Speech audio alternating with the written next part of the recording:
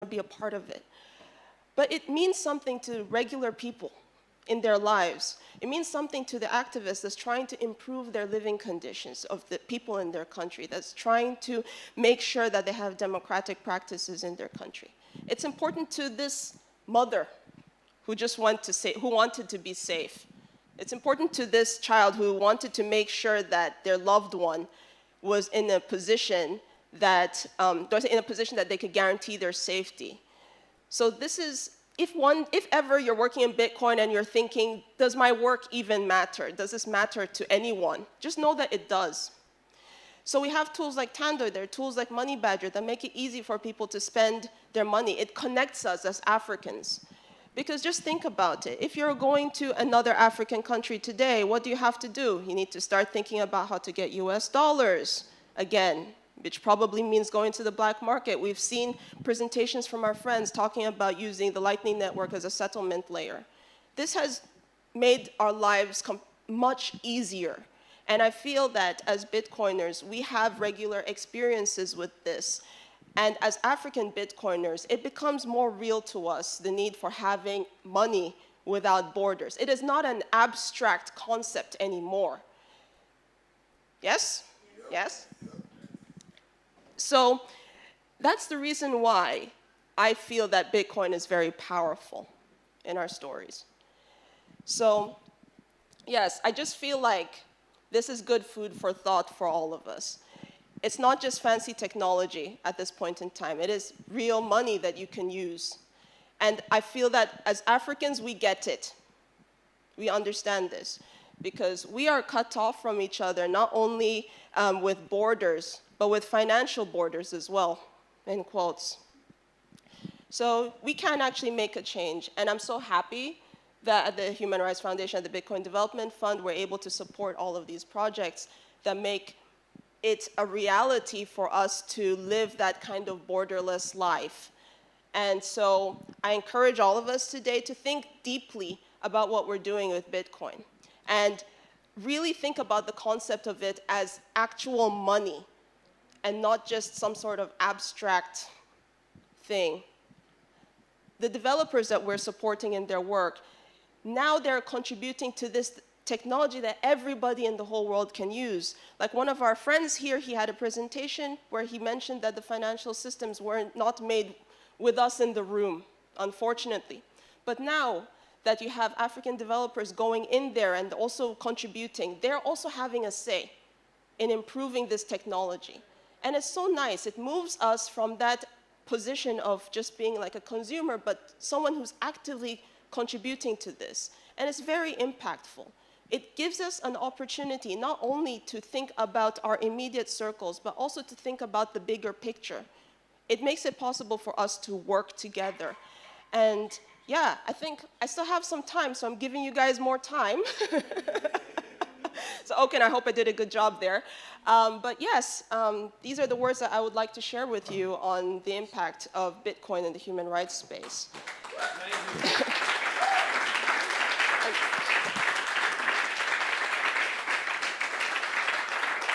And I would like to encourage you to sign up for our Financial Freedom newsletter. Feel free to scan our QR codes. Feel free to read our Financial Freedom Report, where we talk about Bitcoin and financial freedom. Feel free to sign up for our webinars, our activist webinars. Our next one is in March. So feel free to sign up for it. If you happen to have an activist in your life who wants to know more about Bitcoin, who's thinking, oh, how does this work? What's this technology all about? Feel free to direct them to our webinar. We'll be more than happy to educate.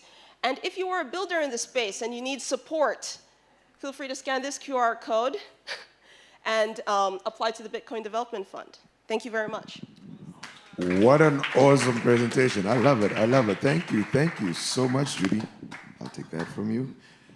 And as I said, a lot of people don't know that, yes, Bitcoin's a great tool for economic emancipation and all that, but there are things that it is being utilized for people like human rights defenders, for people in authoritarian governments and establishments that can not find another way through. Now, as you've heard, Judy, the Human Rights Foundation, great people, they're supporting, builders and everything. But what happens when people tell you, and thank you for the additional time, by the way, so I can say something. What happens in two instances, okay? When the internet doesn't want to work, as Judy said, right now the internet is giving us problems right here in this venue. So if you don't have BitChat yet, I would ask you to download it because you can communicate with anybody around via Bluetooth. So that is at BitChat, that's BITCHAT, that's BitChat.free is the website, and you'll be able to download it for Android and for iOS from that. And as we were saying, we have educators, we have builders, but when you do education, you never think, oh, somebody in this class that I'm teaching is going to do something wonderful. They're going to take the knowledge that they obtain from here, and they're going to apply it in their lives. Our next speaker is one such person. I remember meeting Sharon for the first time when I was asked to lecture for Bitcoin Data, and I was like, she's such an awesome person. And then met her here when Bitcoin Data came down to Cape Town for the first Adopting Bitcoin conference. And that is as much as I'm going to tell you about Sharon. I'm going to, please help me welcome Sharon to the stage so she can tell you more about her journey in Bitcoin and where she is now. Do you want to stand or you want to hold it? Do you want to hold it or you want to stand? Here. I'm safe here.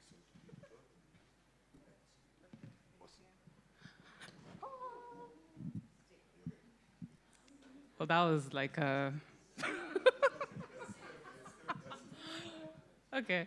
So yeah, I actually, the first time I saw Okin, he was like, I could only hear him because I think I had internet issues that day. And I was like, damn, that voice.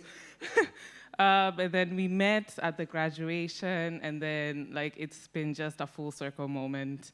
I first came to Adopting Bitcoin as a volunteer, and then I saw Femi Longe presenting, and I was like, fuck, I'm supposed to be at the office. But yeah, so I'm gonna talk about B-Trust and the work that we're doing. But then apart from the technical stuff, everyone likes to know about that, but I am not a technical person, and I like to just tell the stories that go behind the scenes, happen behind the scenes rather. And yeah, so that is the invisible infrastructure. And I will start this with something that actually prompted this. It was when we were hosting the developer day last year. I remember that day I was so stressed, and I was just like, I want to finish this and just go home, and I just wanted to sleep or get, And then I remember Sabina and Jason from Tando came up, and they were like, oh, this is like, the event is so cool. And in my mind, I'm like, I know there's like so much that's not happening the way I wanted it to. But then they were not seeing that. They were seeing, the tip of the iceberg. And I was like, okay, at least you think it's good. Something right is happening. And that's the case in some of the work that we do. There's so much that happens behind the scenes. Some works, some does, some doesn't, and that is the work that we do. Where? Time. Okay. Help. Help. So you just to the right side. To the Whoa.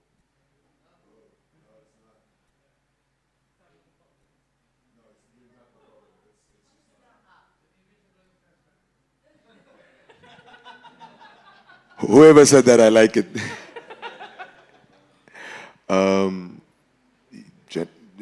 We're totally off.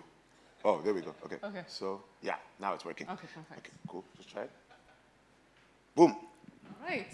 Yeah, so what we think when we think about Bitcoin and the development that has gone from its inception to now is incredible, because right now, if I want to use Bitcoin in a certain area, I can just use it. I don't have to think about how the protocol works and everything. And I think a product that I will always say does a good job with this is Tando. Just 4 simple steps. You create, you enter the platform, and then you just have 4 simple options: send money, pay bills, nothing too stressful. Pt2.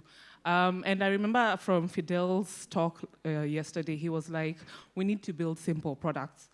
And that's going to be the key for adoption, because you don't, as a user, to just think about all the things that's happening behind the scenes. I mean, if you want to, learn about that, then good. But if you don't, also that would be great. And there's a lot of development that's happening behind the scenes. But then historically, the concentration has been in the global north. But then we say Bitcoin is a global technology, then why are people not building it from the global ecosystem? So that is how Btrust came to be. And I am so glad I came after Judy, because she highlighted the need for developers to build certain products on Bitcoin. So Btrust.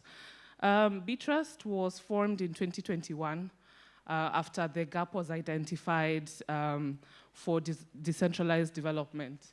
And we do three key things. We support the global Bitcoin ecosystem, and that is through locating, educating, and supporting. So I will break this down. So we find developers through conferences such as this, but the biggest pipeline that we've gotten is the BitDevs. And BitDevs are just recurring meetups that happen all over Africa and beyond, because it started as a concept in New York. But then it's been a global thing that has been happening every month. So every month, a lot of BitDevs in Africa actually have meetings as we speak. So it is a pipeline where developers come, learn more about Bitcoin, and then now they explore the space that they want to go to. And then we have educating. So in 2023, Btrust acquired Kala, and now it is called Btrust Builders. So a big part of finding developers in the Global South was education, because at that moment, there was no education platform specifically for developers. So we needed to teach developers who had already had some development experience about Bitcoin and how to build on it, stuff like that, so that they can go on and contribute to the open source ecosystem. If not, then identify challenges in the African ecosystem to sort of solve these challenges. And then remunerate. So for those who go into open source development, no one pays you to do that, but then you have to also be realistic. And it's like you need to eat, you need to pay rent, stuff like that. So that's where the funding comes in. And for remuneration, apart from funding open source developers, we also fund projects that help to educate such developers.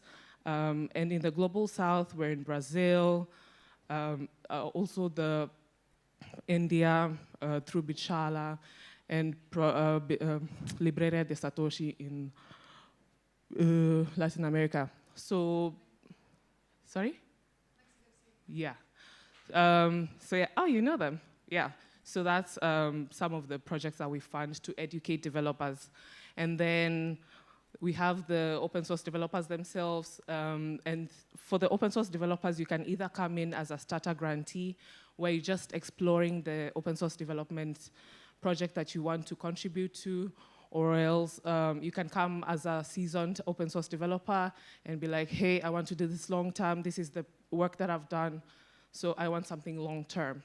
I don't want to think about, where am I getting funding every now and then, yada, yada, yada. And then the last thing that we give grants to is the events, such an event where it can be a space to identify developers and then lead them through these pipelines.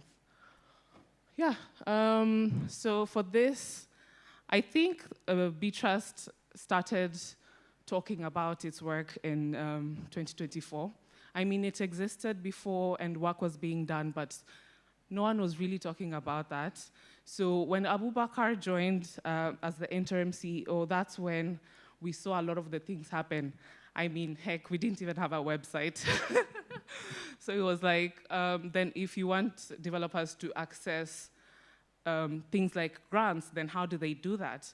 Because you'd have to email someone, but like, how about, what if I don't know the board members? What if I don't have that connection? So a big part of developing BeTrust to what it is right now was developing the brand itself, putting the information out there, breaking the barrier, and so that everyone could access us. So things like the website, our social media, our social media presence, that was a big part of, that's actually part of the role that played. Yeah, so that is the breaking who do you know barrier. And I think something that we have worked hard on is transparency. We actually recently published the report for the Builders 2025. I read the report and it was like 40 pages long, and I'm like, no one is going to read this. So let's turn it into a blog. Yeah, and we are still working on the BeTrust report, but transparency is something that we've always aimed to have. And yeah, building in public. So beyond the code, I think there's something that as BeTrust we do best, is the support outside the funding. I mean, it's nice to get the funding, but what else beyond the funding? How do we support the developers? So something that helps is exposing the developers, building their personal brand. So that can be through speaking engagements, and that actually involves travel. But then you'll find that most of our grantees have Nigerian passports. And if you've noticed, we don't have a lot of Nigerians, even though they were supposed to come be speakers here. And that's a problem that we identified. We'll have opportunities for our developers to attend this certain conference, yada, yada, yada. But then visa issues have been a real especially as Africans, even the Global South, we usually just have that problem. And a solution that we found was a pool partnership. And it was a test in New York where one of our grantees went to Chain Code Labs to, learn and work with a team. And then it was like, okay, this is actually something that, can work. So last year, we launched the pool partnership with 2140, and the grantees have been able to attend, meetups like the Bitcoin Core, because if you're going to contribute to a global open source project, then I think it's a good thing to meet, people that work in that space. Heck, also see the different perspectives. But yeah, so the pool partnership has been a big win, and I think it's something that we are looking to expand this year. And then outside that, also the well-being. It can be lonely in the open source ecosystem, so how can we support them, through support mentally, checking up on them, stuff like that. Yeah, so I mentioned earlier about BitDevs. BitDevs has been the largest developer pipeline for the people who go into BeTrust Builders programs as well as the grantees. And we have the locations have been updated, and right now there are over 16 in Africa. And there have been over, let's say 50 meetups. And over here I can see a couple of BitDevs organizers. We have Anita Posh from Zambia. We have Belly from Burundi. We have Simon from Nairobi. Yeah, so it's a developer pipeline for some of these projects. Even if they won't go into open source development, at least they can develop projects of their own, stuff like that. So these are the numbers from BitDevs, and to help scale that pipeline, we cannot be able to support all the BitDevs that will come up, because that will be a lot. But then how can we, with the knowledge that we have, how then can we support them outside the funding? And that's why we launched the playbook. It was launched last week. Yeah, and it's posted on our social media platforms. It's also on our GitHub. So if you want to start your bit devs, we would like to see one in Cape Town where developers just come together, talk about Bitcoin. Now, maybe, yeah, so that's to help scale the bit devs, how to find sponsors, stuff like that. So yeah, the boring work is really important. The one that goes unnoticed, it's very important. Stephanie is the program lead for Btrust, and her bio for most of her social media platforms is ops. We are behind the scenes, and I think that is very important. The work that goes behind the scenes. And someone said that investing in the global south is not charity. It's risk mitigation, because it is not a matter of if, it is when. We need decentralization to happen. And as global adoption increases, as we build Bitcoin churches, then we need more people to build solutions for it, help secure the protocol itself, and build solutions around it. So yeah, if you have any questions, I'll be around. I think we also have our engineering lead, Kelvin. We also have a couple of other ecosystem players in the space, but I'll also be here. So if you'd like to talk about funding, if you'd like to partner, the BitDevs playbook, by the way, is open source, so you can contribute your learnings there and just share whatever you have. So everything that I've talked about is on the website. If not, it's on our social media platforms. So thank you so much, and yeah.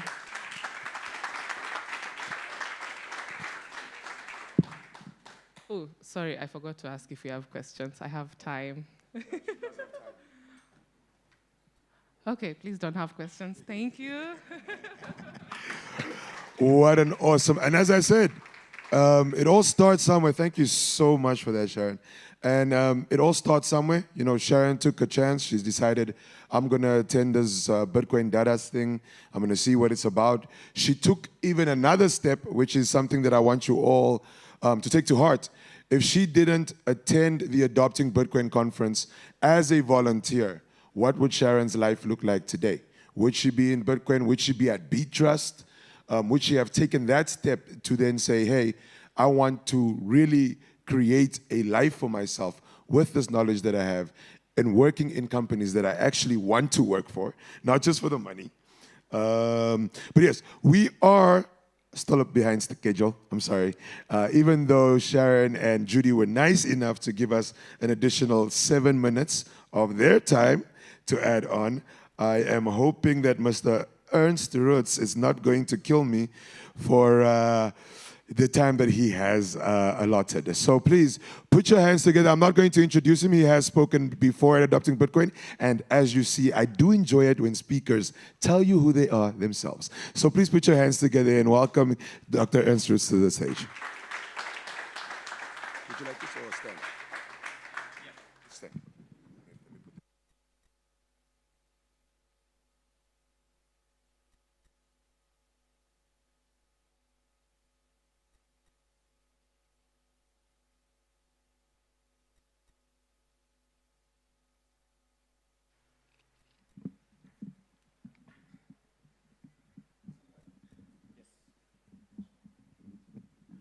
There we go. Thank you very much.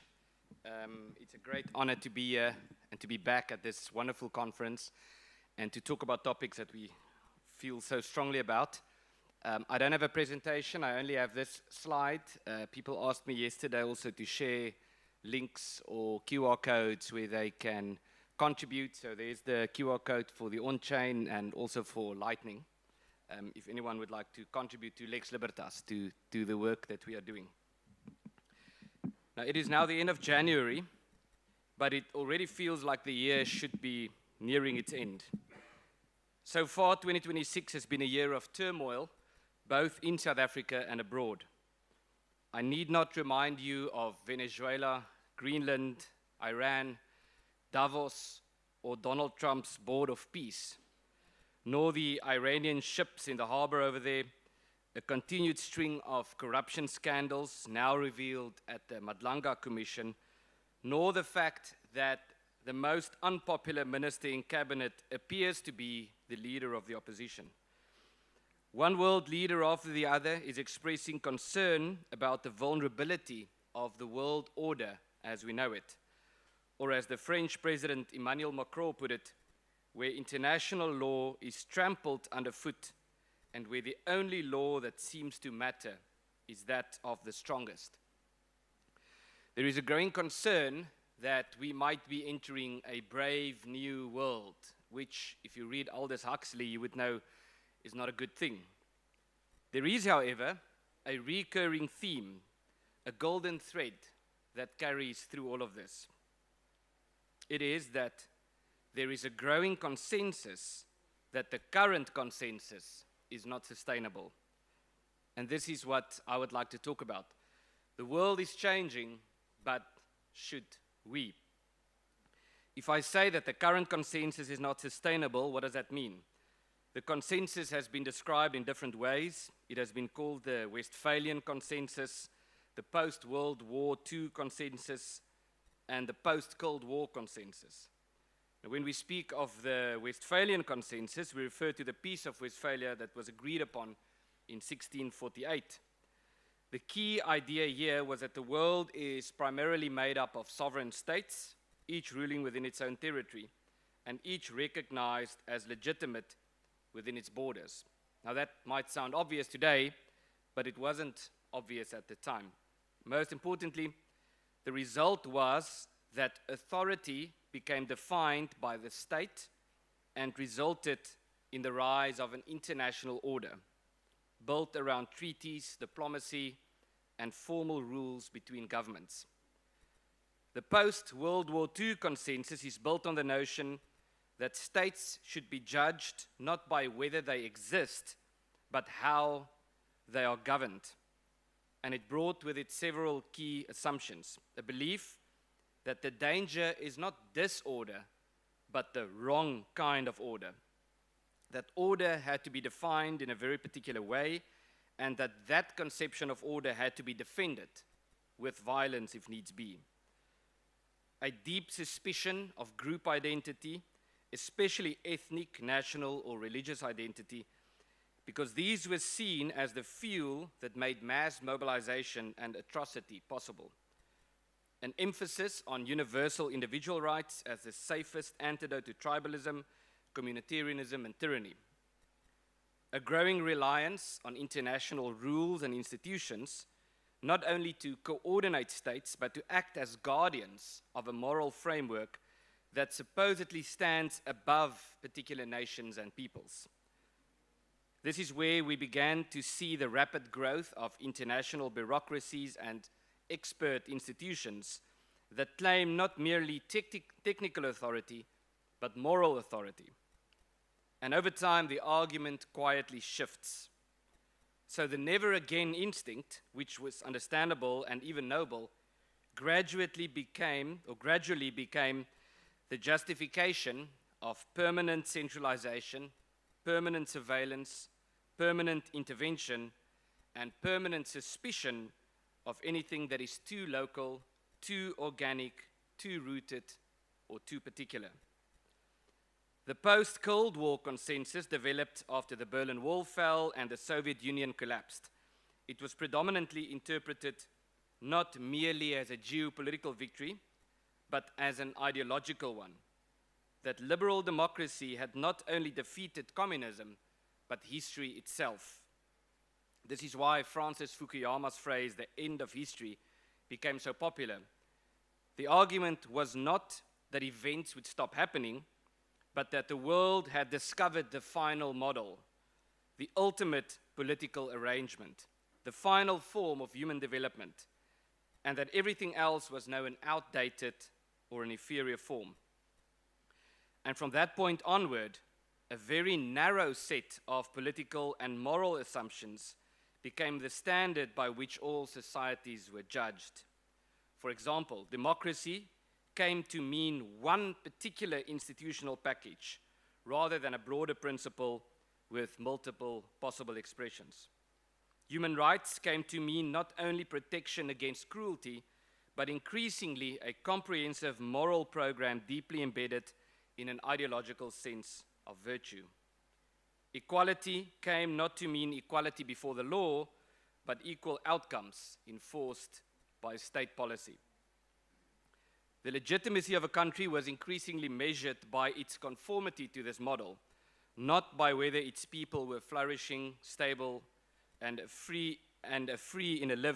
lived free in a practical sense.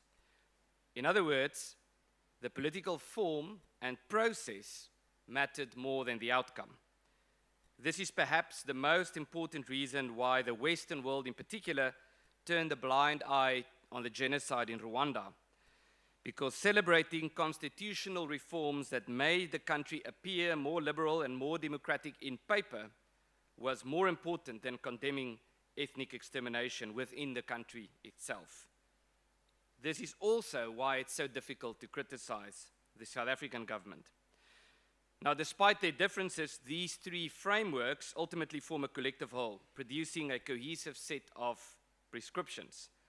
At its core, it's about decision-making, about creating a monopoly on conclusions. The consensus concludes on your behalf how you should think, how you should behave, how you should speak, and ultimately, who you should be.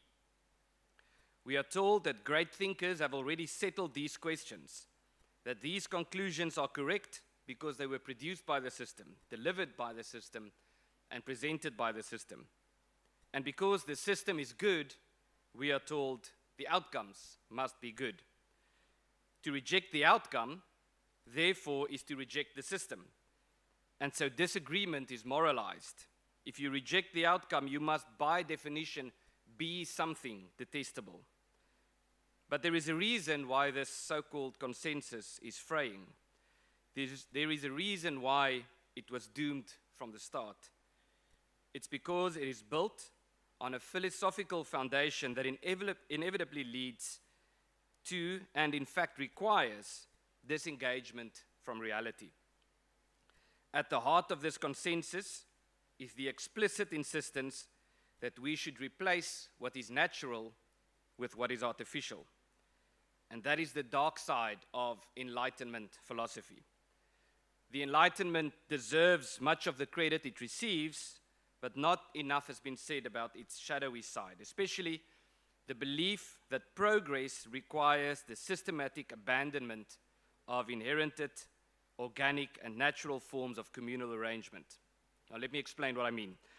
One of the great ideas of the Enlightenment became known as Cartesian proceduralism, the idea put forth by René Descartes that we have to doubt everything we see, hear, and personally experience, and that we have to follow certain methods, certain processes of thinking and doing in order to reach desired outcomes. And that if the process is correct, the outcome must be good by definition. So to bring it back home, if the election is free and fair, the president will be good. And if the Constitution is written properly, the government will be accountable. Several Enlightenment philosophers, including Thomas Hobbes and Jean-Jacques Rousseau, pleaded for natural order to be replaced with artificial order in order to achieve what they called progress. Progress, however, is not defined. It became a vague, utopian idea of freedom, detached from how humanity had understood freedom for thousands of years. And so this new understanding of progress demands the abandonment of the old ways and the adoption of new ones, where what is old is defined as bad by default, and what is new is defined as good by default. The logical consequence is that we are no longer defined by the communities to which we naturally belong, by the wax in which we were carved, to use Aristotle's analogy. It dictates that the cultures that we cherish, the traditions we naturally hold dear, have to make way for the Leviathan, the almighty centralized state, that we are not political animals, communal creatures, or cultural beings anymore, but simply a collection of individuals, a so-called aggregate of men, stripped from everything that gives us value, from the forms in which we find fulfillment, and coercively bound together by the centralized state. We have been told that even though these assumptions wage war against our most basic instincts, that it is good for us because the intentions are good and the theory is extensive and conclusive. After all, we are reminded that we are but mere simpletons, that some theorist, some philosopher who has access to expertise that we can never acquire has spent endless nights behind his desk reading articles, writing papers, and drawing up plans on our behalf. And so the appropriate response has to be grateful compliance. And even though these plans might at times seem dodgy or dubious, we are reminded that the intentions are good, and we are told to remember the obvious truth that our road to heaven is paved with their good intentions. And ultimately, what it boils down to is that we should embrace their theory at the expense of our own experience, that we should not believe our lying eyes, as Descartes cautioned. Now, am I suggesting that we turn back the clock? Absolutely not. That would neither be possible nor desirable. We live in a world of artificial intelligence, digital infrastructure, global networks, and unprecedented technological power. We cannot and should not pretend that these things do not exist. The mistake is not that we have built artificial systems. The mistake is that we are allowing artificial systems to redefine what it means to be human. The real task is not to reject the artificial, but to re-anchor it in the natural. And this is where decentralization becomes more than a technical concept. It becomes a necessity. One of the great myths of our age is that complex societies can and should be effectively managed from the center. The more complex the world becomes, the more power is concentrated, supposedly to keep everything under control. But in reality, this concentration produces fragility, not stability.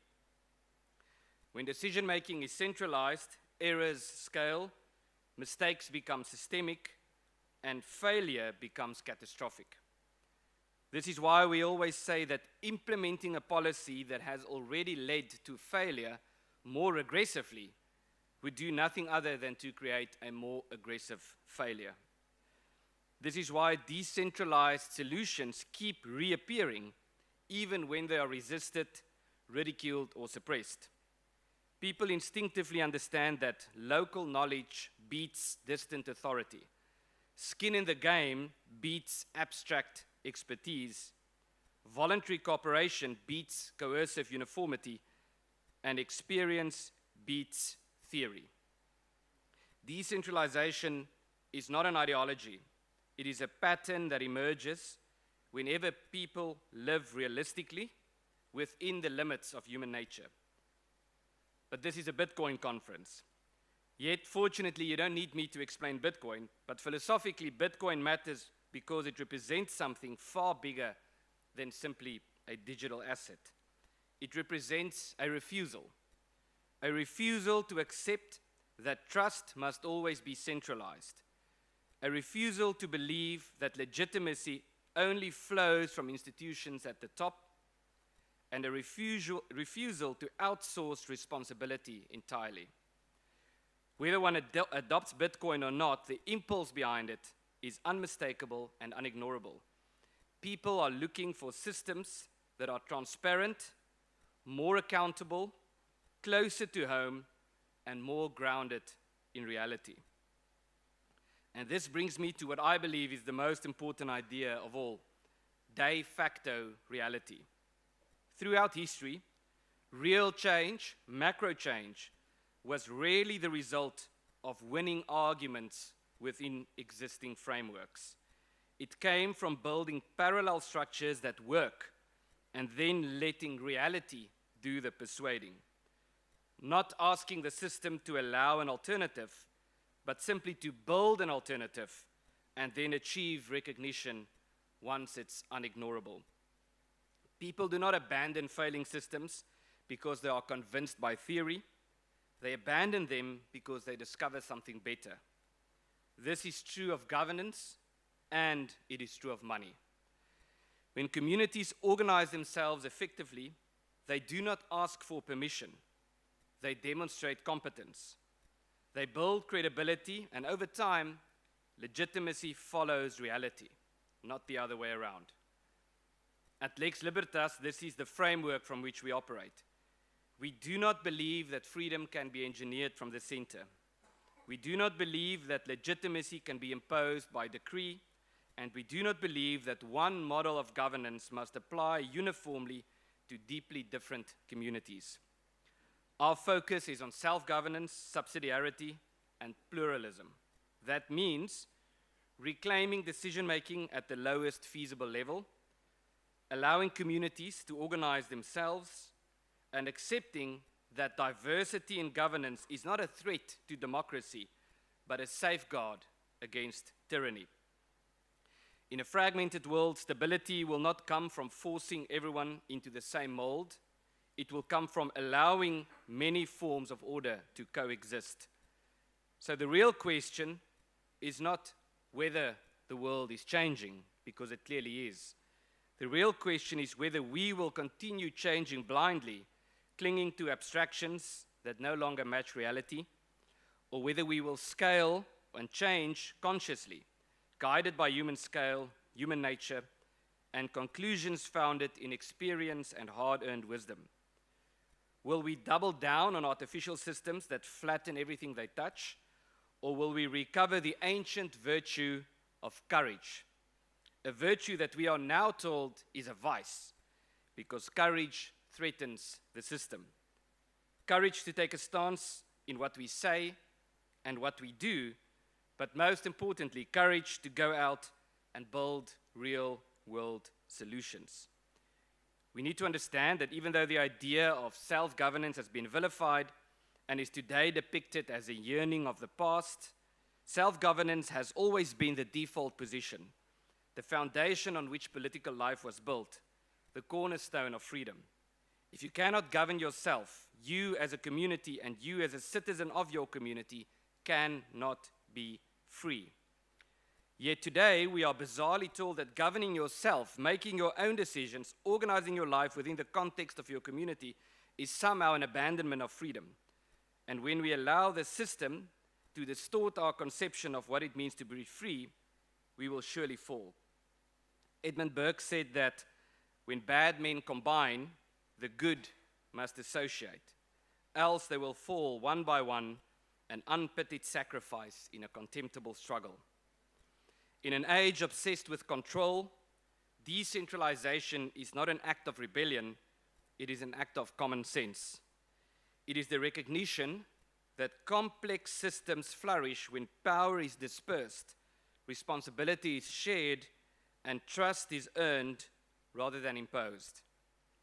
The world is changing, it always has, but should we? And the answer to this is both yes and no.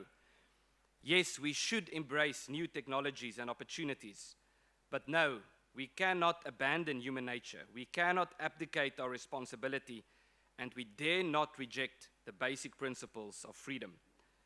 The question is thus whether we will embrace change in a way that restores what is human, whether we will use this moment to build systems that serve real people in real communities, living real lives, because the future cannot be built on better abstractions, but by a return to reality. It will be built by those who are willing to take responsibility where they stand. Thank you very much.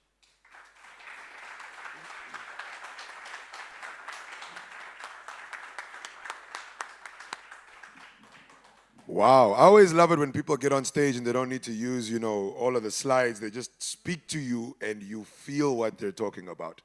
So, I'd like to thank all of you for your time. We're not done for the day, but I am going to let you guys go to lunch. I know you must be hungry. You must want a coffee. If you can be back here, if you want main stage, just around 1 o'clock, that will be great. The other two stages are also going on lunch. So grab your friends, grab a treat. Not a drink just yet. You can drink later. But yeah, we'll see you in just under 25 minutes. Enjoy lunch.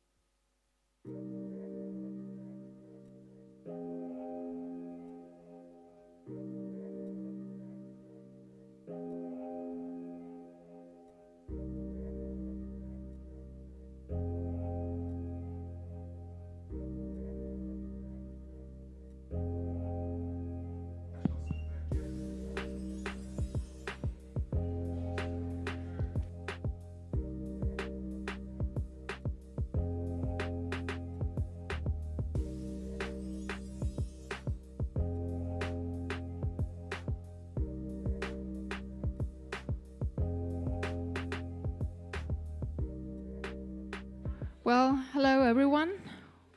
You're all welcome to take your seats and join us.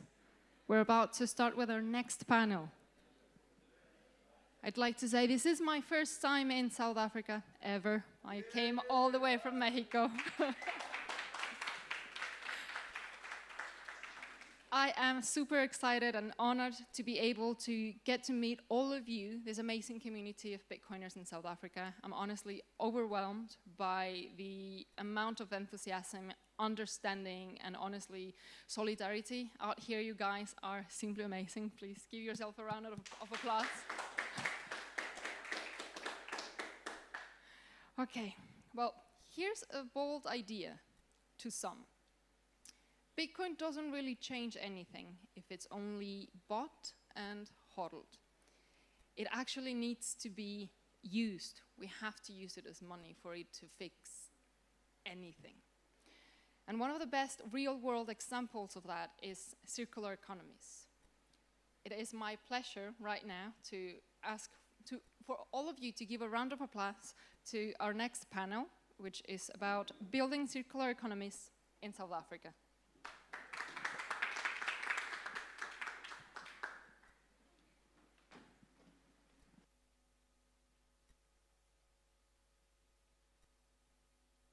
Hello, hello. Right, yeah, turn on your mics. I think they are off right now. Yeah, check, yeah. Check. It's off, isn't it? Satoshi. Yeah, check. All right, good. Mic check. Okay, so I just found out I'm moderating this panel about 10 minutes ago, but don't worry, I have some questions. And you, the audience, will be able to ask questions as well and save me. So let's do a little round of introductions. If you could please say who you are and what you're working on. Yes. Fantastic. Afternoon. My name is Retebile. I'm from Johannesburg in Randfontein. Represent a project called Pt2. Pt2 is a grassroots circular economy based on education, meetups, movie nights. So what we do, we're trying to make our youth earn Bitcoin through our meetups and educational cohorts. Hello, everyone. My name is Lutando. I'm a project committee lead for Bitcoinicers and the Safer Kids. I'm also a trustee for the board organization. We are building a Bitcoin circular economy in Moselbai, in JCCKM Township, where we pay our people, our coaches, Bitcoin, 100% in Bitcoin, their salaries. And also we are teaching the kids saving. Hello, I'm Ellie from Witstrand. I am here to represent the Bitcoin Witstrand Bitcoin Circular Economy. It is a small fishing village where we use Bitcoin as money. Hello, my name is Tulisa and I'm from Kailicha, representing Bitcoin Blockchain. And the main vision behind Bitcoin Blockchain was to actually change the narrative and the stigma around Bitcoin through gardening and teaching people about Bitcoin. Thank you. Thank you very much. So let's get into why did you decide to start the circular economy and when. So let's get an idea how long the circular economies have been going on. So what was your initial motivation? Why did you do it? Okay. The initial motivation was giving the youth in the West Rand the opportunity to earn, because most of the youth in my community there's a scarcity of employment. So as I was inspired, the project started last year after attending the conference here in Cape Town and going on the tour. So I was inspired to start this young project with my team in Randfontein. Okay, the reason we have to start Bitcoinicers, we were running the Safer Kids since 2010, and then we were running out of donations because of the COVID. And then Herman did come with the idea of the project, Bitcoin Legacy, because he was using Bitcoin since 2014, 2013, I'm not sure about that. So like he did introduce me into Bitcoin because I was the only guy who was working for the Safer Kids, working as a safe coach. So he did introduce me to Bitcoin. And then he was teaching me how Bitcoin works, so I can go up to the township to empower my people with the tool of Bitcoin. So like it was a very difficult journey for me because like I was not one to lose the job because like he was not going to be able to pay my salary. In South Africa, no one can just work for free for the organization. At least you have to have something that you can buy food. So I was very stressed, and also that was the thing that was giving me stressful. And then like I will end up like going to parties the whole night every weekend, partying with friends. But Herman did change that, the stress, and then like he did copy what Bitcoin Beach is doing in El Salvador. So we did push the Bitcoin circular economy together. That time was only me and Herman, but now we have 22 people. They are working for the organization because of Bitcoin Legacy. Ali? So I was the first merchant to accept Bitcoin in Witwatersrand, which means I was not the founder and I definitely didn't create the Twitter handle. So my motivation for accepting the Bitcoin, I suppose, was just curiosity. And I think that's just a good characteristic to have in life, just to just generally be open and be curious and be willing to ask questions and understand other points of views. Yeah, when was Witwatersrand actually established, like the Bitcoin Witwatersrand? So the first transaction was an on-chain transaction in December 21, but it took another year. So as the merchant, as the shopkeeper, I was a restaurateur actually. It took about a year to just let the knowledge sink in. I wasn't quite willing to advocate for it yet. You know, there's a lot of education that needs to happen. There's a lot of understanding. There's a lot of conversations. And all of that took place, I think, during 2022. And from I think it was 23, I'll double check the dates, I was more confident to say to the community, I've looked at this, I trust it, you can pay me in Bitcoin, it's fine. And that was quite a difficult adjustment to do. But from there we started off. So let's say 23. Yeah. Thank you. Tulisa?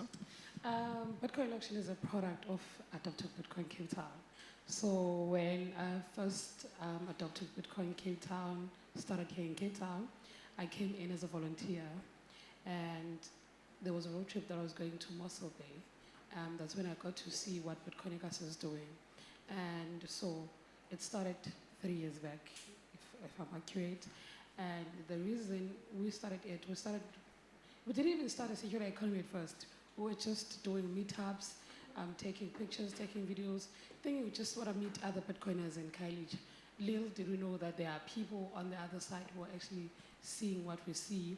And there was actually something that we did pick up at the meetups, that even though we are doing Bitcoin meetups, but there are lesser people who actually understand what Bitcoin is. Yes, people would come to you and be like, oh, crypto. I'm like, no, Bitcoin.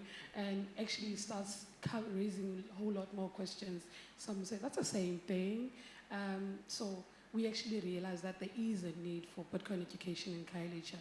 And the Bitcoin circular economy came from people, from us seeing that people, they do know that there's something called Bitcoin, but they really didn't know what it stands for. And I like to believe that all 5 of us sitting here now, we are one of those people who go to our communities and actually show them or tell them or explain to them that this is what Bitcoin actually stands for. It stands for the community. Awesome, thank you. So one of the questions some people in Europe ask me when I tell them about like Bitcoin Legacy and the other circular economies is, how does the Bitcoin get in? Like, where does the Bitcoin come from in the first place? Like, everybody understands sort of like it circulates in the economy, but is it donations? Is it maybe tourists? So, and I guess like the answer is different for each of you. So let's get into it a little bit.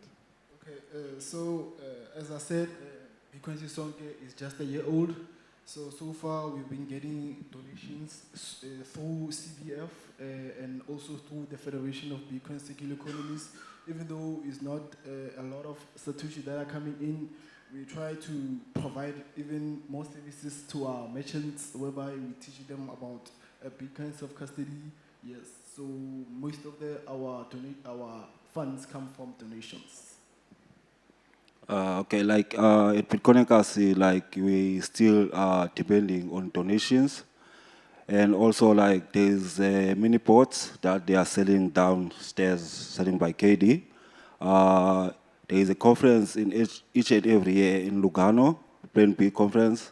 So we do send those pots to another company to sell us at that conference. So it's how we also generate some funding by selling those boards in Switzerland.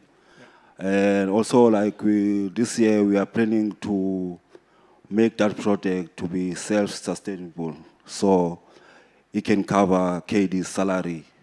And also, like we're painting the shacks in the township, so also we want to see that project to be self-sustainable as well. And also, like, at the moment, I'm the one that is checking the guys. We want to hire one person in the township.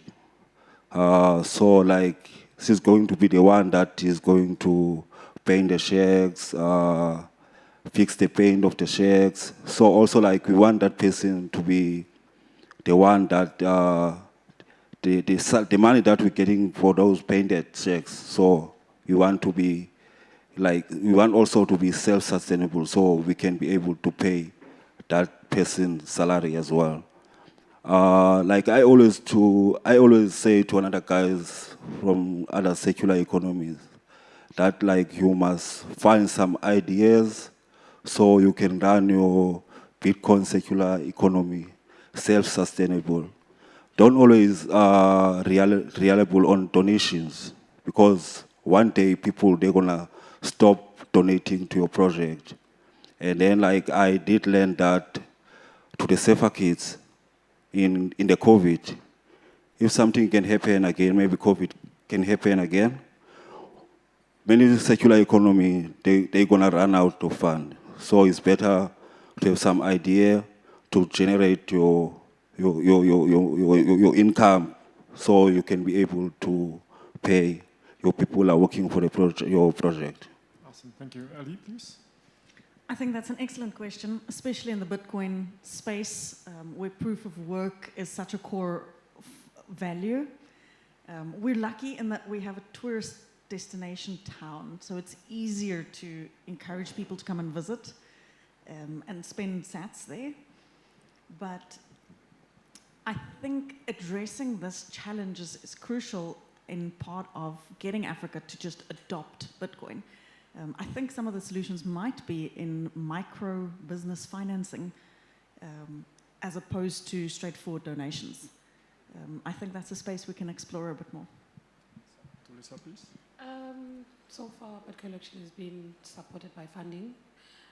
We do have a garden, but I think I'll touch base on that on the next question. Right, yeah. Actually, the next question I wanted to ask about the garden project in Kailicha. So what's the aim? When did it start? Like, what you're going to do with it? Okay. When we started Bitcoin auction, we were looking for something that we can make people earn in Bitcoin so that we can do the circulation within the Bitcoin, within Kailicha. Start off, I came in thinking that, oh no, I'm going to hire people I'm going to find these guys who always sit in the corner who have nothing to do, so that we can try and maybe change their lives some way or the other, or make earnings. But that shot me the other way, that flopped. So the vision behind the garden was to actually make people earn in Bitcoin. We've tried it more than 4 times, and we're still trying again. And there are lessons that I've learned through that. One of those is that you are not Jesus. You cannot save everyone. And, and at the same time, it's that there is a community that really needs a Bitcoin, and there is a community, when you see it from your side, your eyes, is that this community actually needs Bitcoin. But even if you think that, it depends on what other person thinks about them. Do they really see the need of Bitcoin in the community? So I think the Garden Project was based on actually making people earn in Bitcoin. Now we're on our second side of a garden, very big. I'd like to believe you did see that. And we have 2 guys working there, Sisboy and Mkulu. They are the 2 main people that are assisting us with that garden. And I think I've lost hope with the youngs, sorry to say. I've lost hope with my peers because I realized that there's always something with them. There's always something going on. So I realized either I'm going to lose my mind if I keep on chasing these kids. So I might as well approach people that have passion for farming, passion for gardening, and they are already part of the community. And with the second side, it's much, I wouldn't say easier, but it's better. Thank you, excellent. So in order for circular economy to actually work, you need basically 2 elements in terms of like actors. You need the merchants accepting Bitcoin, and you need their customers spending the Bitcoin. So I'm interested in what are the individual motivations, both for the merchants and their customers, why they should be using Bitcoin, why not just cash or digital payments? Okay. One of my merchants who has been selling for the past 20 years, he has been using cash. Now he has started using Bitcoin. So he sees the safety of using Bitcoin because of his safety, whereby where I'm from, there is a very high crime rate. So you can easily get robbed when you're selling. So when you have Bitcoin, it's kind of difficult for you to take Bitcoin from somebody else. So Bitcoin has saved him the time and the energy to save also, to grow his business also, and also it has also helped him get connected to other businesses whereby he encouraged them to accept Bitcoin also. So yes. Yeah, so that's the merchant side, and how about like the customers? Oh, the customers are part of our team, my team who earn Bitcoin. We are the ones who spend Bitcoin at these merchants, and also we pay our service providers, whereby e.g. One of the people who shoot our proof of work videos are just a bunch of kids, and we pay them with satoshis to shoot our proof of work videos and edit them. So we pay them in satoshis so they can spend at the merchants that we already onboarded. Like Tabile is already say, like in a township we have a lot of times, so most of the merchants, they can get robbed. Like in December, like there's another shop that they did get robbed, and then the owner gets shot. So yeah, like we have that like in December in Ekasi, like a month ago that happened. Sorry? That was like a month ago, like in Bitcoin Ekasi? Or when did it happen? It happens like early January, the shooting of the owner in our township. So it's how like I always tell the merchants when I want to onboard them, I say, okay, like they can take your phone, but you will get your Bitcoin back. Like not like cash, like they can take your cash and then run away with it. You will never get back, and then you will never go to the bank, claim your cash that, okay, they did rob my cash, so I want my cash back. So like in Bitcoin, like it's easy to accept it. And then like most of the merchants in our township, they are not from South Africa. They are from Ethiopia. So those guys, they don't have bank accounts. So it's easy to put their money into Bitcoin wallet. You don't have to have an ID, South African ID. If you want to open Blink wallet, it's just for free. So it's easy for them as well, is how I get them. So with the customers, like we do a lot lot of activities in our Bitcoin Ecosystem Center, while we reward the kids by attending our Bitcoin Ecosystem Center, My Premier project. And also for the Safer Kids, we reward those kids like for attending the project, the Safer Kids. So we empower those kids. They must always come in our project. So like we can't just keep giving Bitcoin for free. So Bitcoin, we have to work for getting Bitcoin, like proof of work. Yeah, everything we do like is like proof of work. And also we pay painted check owners every month. So we also don't give those guys just for free Bitcoin. We're not just throwing Bitcoin. They must work for those Bitcoin. They must clean around their checks, and then they can be able to go at the sponsor shops to spend their Bitcoin. And also they have to attend our Bitcoin Ecosystem Center education. So like they can learn what exactly they are using. You can't just give someone Bitcoin and then say, okay, there is Bitcoin. And then he have to understand what exactly he's using. And then he must know that this thing is using have value than fiat. So yeah. So in Witwatersrand, we actually have quite a nice story where the boat mechanic accepted sats for a service quite early on. And the timing just worked wonderfully because that money just doubled. And he was starting to tell people like, oh my word, the value doubled, and then it just kept on going up. I mean, it was just the right time. So it's a funny story because there's two sides of that. The other guy paid for the service in Bitcoin and it's like losing that value.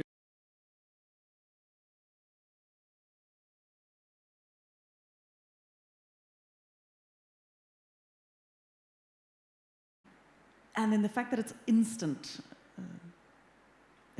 settlement. So that's a fun advantage. So for the merchants, that's like an important factor to consider. Like they don't have to wait like days or weeks for the payments to be settled, but to get it instantly. Is that like one of the motivations? So the beautician, for example, I had showed her what Bitcoin is and how the Blink wallet works, and sometimes I'd pay her with sats, and sometimes I'd pay her with rands, depending on if it's end of the month and whether that she needs to pay rent, because her landlord does not accept sats yet. And then she got super excited when she got a card machine, because now I can pay with my card as well. Until she realized it takes about 2 days before it shows in her bank account. And those 2 days makes a difference. So, timing. How does it look in Kgothatso? So your first question was, what do we say to the merchants, right? The motivation, yeah, why the merchants should accept Bitcoin. So Bitcoin is a silent revolution, right? It's a revolution whereby you don't have to go on the streets and fight people in power. But what's the best way to fight people in power? It's to buy Bitcoin, save your hard earnings, and make sure that you keep them to yourself, right? And spending to the merchants makes their life much more easier because they are non-South Africans. So if you want to open a bank account in South Africa, you need 50 rands cash. You need to have an ID, a proof of address, and you can only imagine for someone who's not a South African, they might have the 50 rand, but what about the ID? What about the proof of address? So Bitcoin makes it does make their life much more easier that way, because now they don't need any of those things. They just open any form of Lightning wallet so that you can send it to them. And I think the other thing is that there's this thing that Eli just said, that if you are paying from one bank to another, there's a period of time that you need to wait. If not, you have to pay extra charges so that it can be fast. But I think that when we introduced Bitcoin into the merchants in Kgothatso, it was much more easier that way, because it doesn't matter what type of a wallet that you're using. You might be using wallet of Satoshi, you might be accepting Machankura, you might be using Machankura as a wallet. It's easier for the next person to do that without any extra fees or charges or ID, any of those things. So it was much more easier like that. She wants to add. Yeah, I would love to add to that. Now that you mentioned that, like another aspect that we also see popping up that's quite a fun use case is for pocket money for the kids, because it's easy for them to get an account. There's no registration process, and it's instant. It's there, and the technology comes natural to them. So it's Yeah, it's easier with the kids. Yeah, I'd like to ask if there's any questions from the audience. Just raise your hand. We can give you the mic. So maybe think about some questions, but I still have some.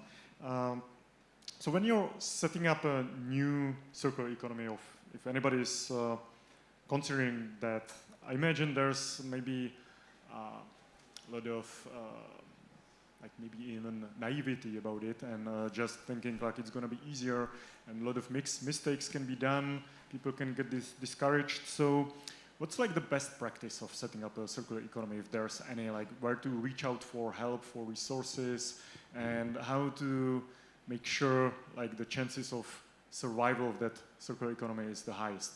Okay, so on the question of sustainability, I think the flow of sets in our circular economy is much more important, but even though it's a bit limited, the funding that we get, but what we do consider in when we onboarding our merchants is they will get,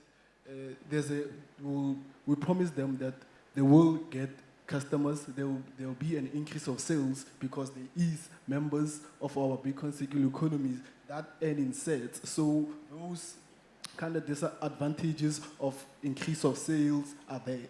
So when we onboard our merchants, and also when we onboard the members who come to our meetups, we try to educate them. We need tools, whereby especially tools like Blink, whereby it's an easy to use wallet. You just need your phone number. It doesn't need anything else, because a lot of people in our neighborhood, most of them do not have IDs or passports. So they do need to use Bitcoin because they don't have access to bank accounts. Yes. So. Yeah, and is there any like kind of favorite resource for you to learn about how to approach the merchants? Maybe what kind of tools to recommend to them? Is there any kind of like cheat sheet for setting up the circular economy? Yes.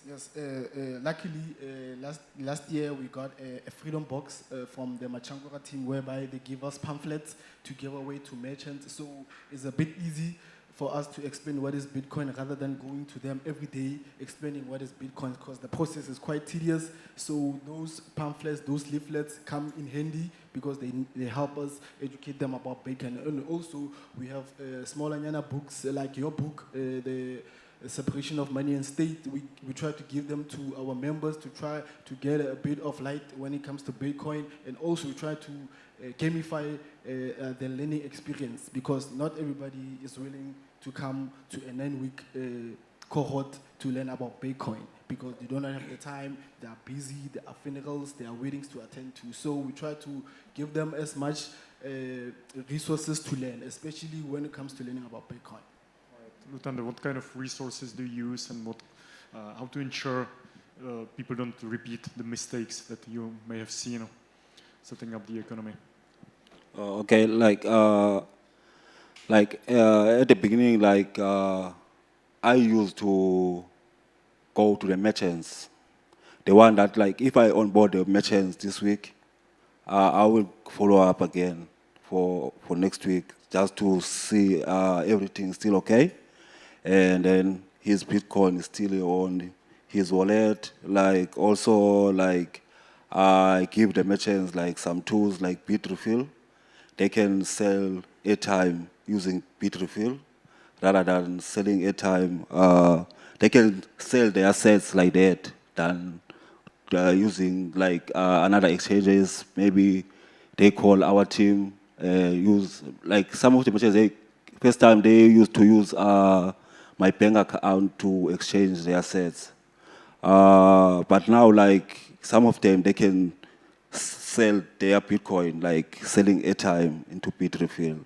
If they want to buy furnitures for their home, they can just use Take-A-Lot as well. Take-A-Lot, you can buy some vouchers using Bitcoin.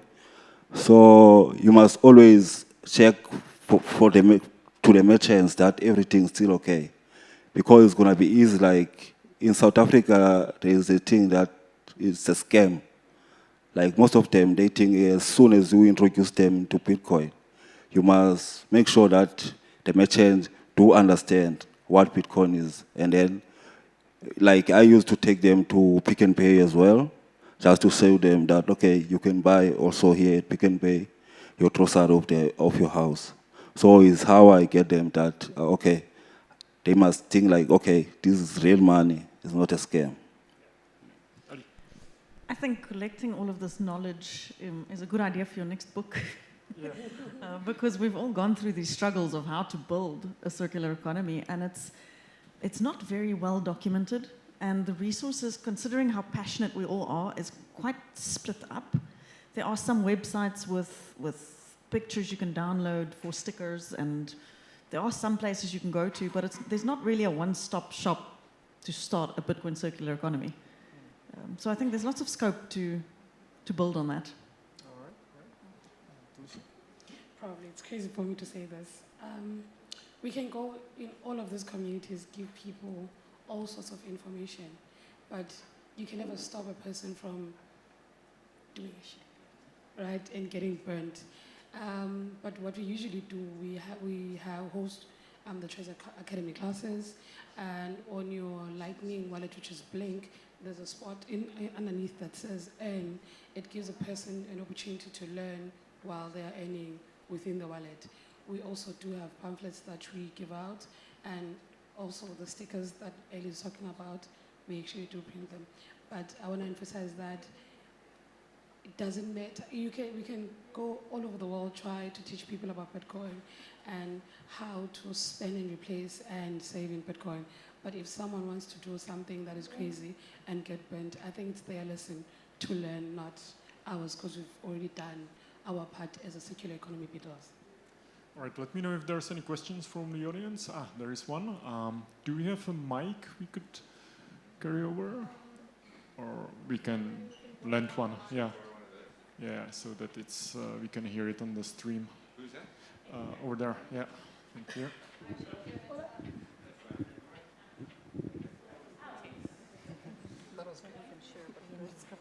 I have a question in relation to volatility. As she mentioned before, that especially when it was going up all the time, maybe it's easy to onboard more merchants and more people.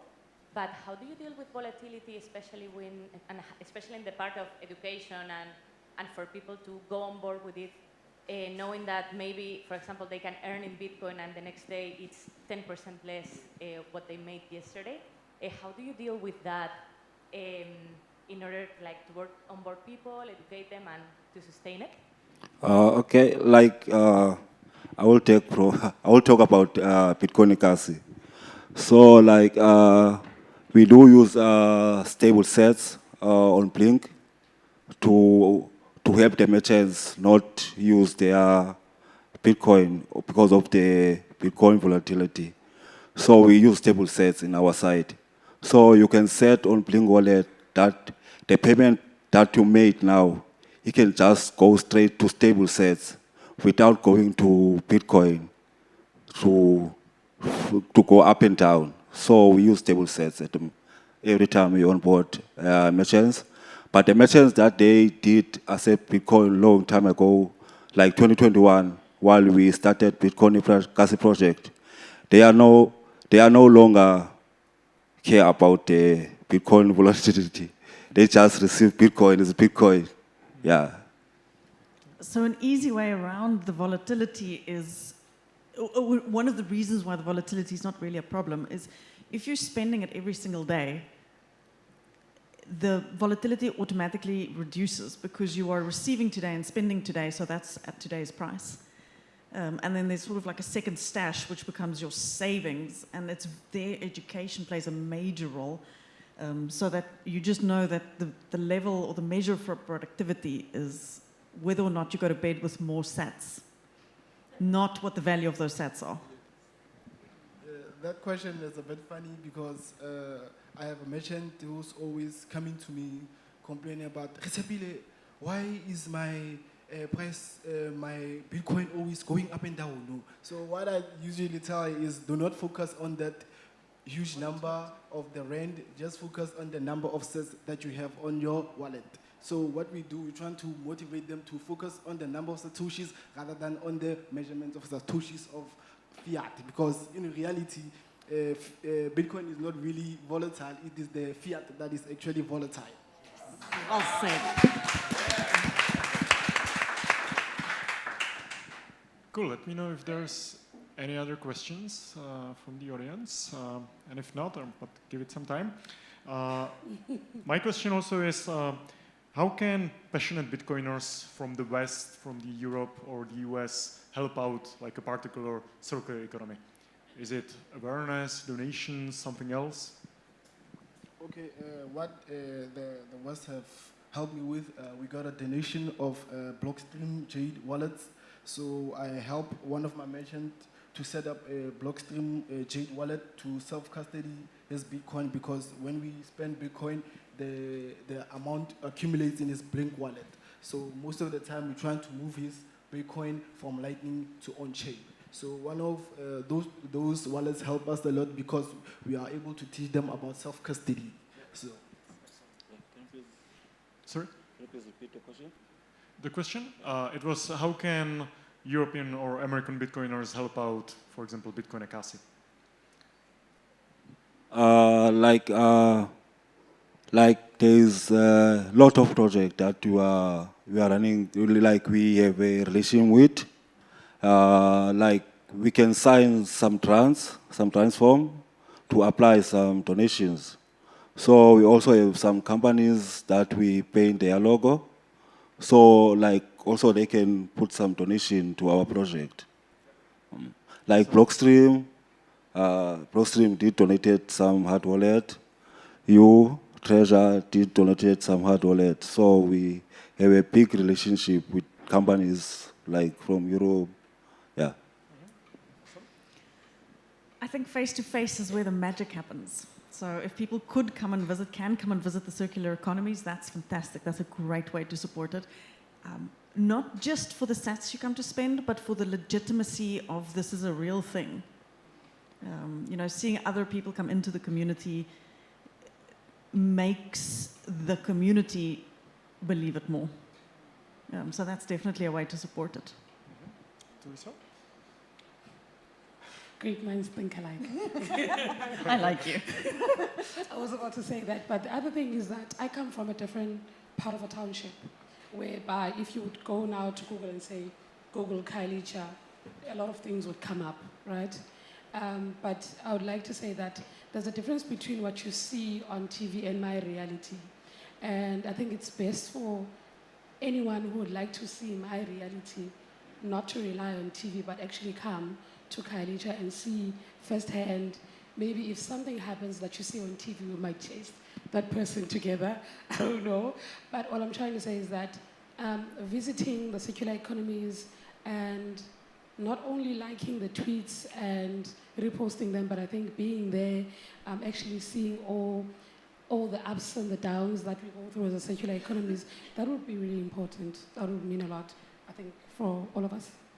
Yeah, I remember the first time I visited Bitcoin Blockchain in Kailicha. Herman had to buy for me a paper card.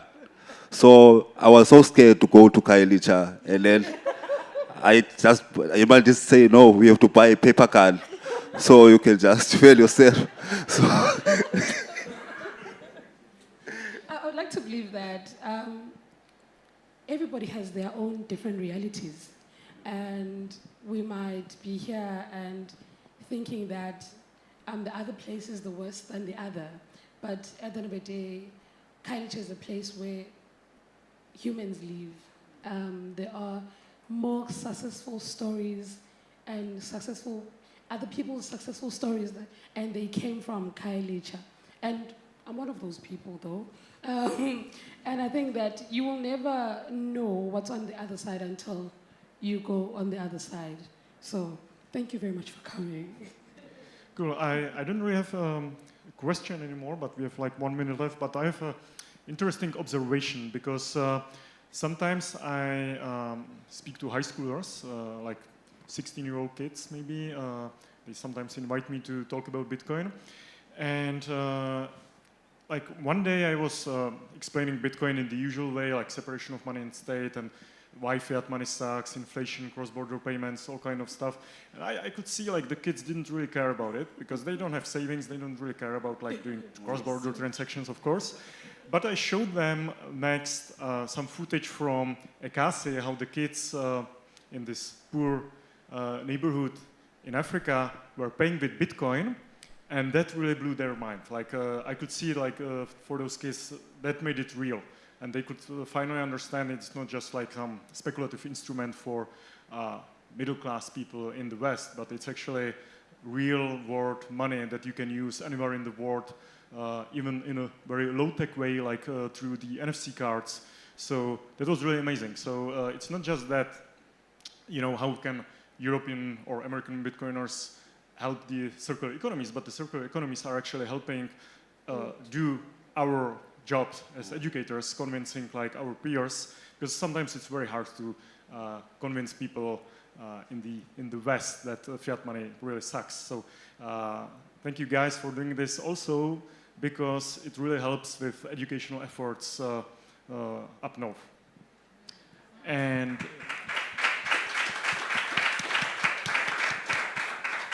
yeah, I believe we are out of time, so thank you very much. Thank you for listening and watching, and one more round of applause for the panelists. Thank you. Thank you.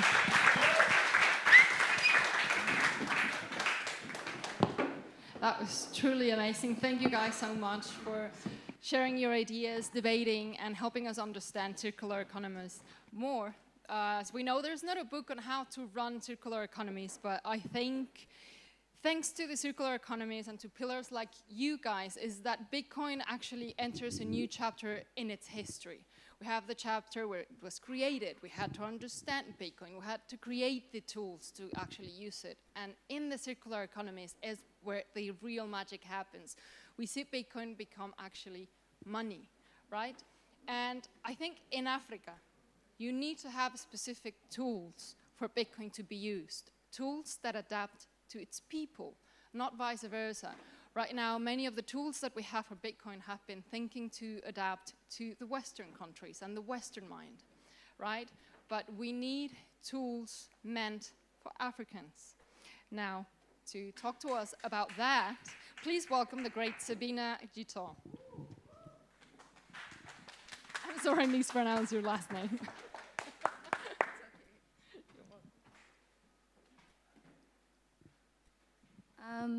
Yeah, I don't know how this works.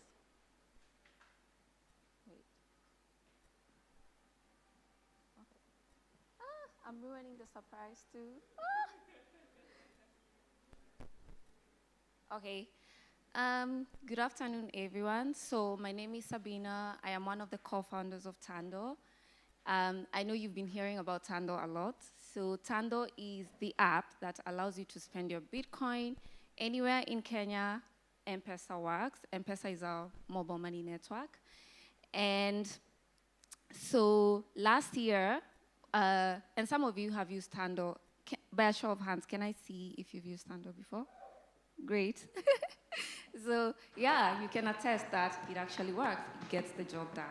And last year, when I was standing on this stage, Tando was still very early. We were just 2 months in, and so we were still learning, iterating based on customer feedback, testing ideas, and trying to understand what it actually means to build Bitcoin tools that people use every day. And since then, we've seen a lot of people use Tando to spend Bitcoin in big amounts, small amounts, on everyday things, like actual people using Bitcoin as money and not just a speculative asset.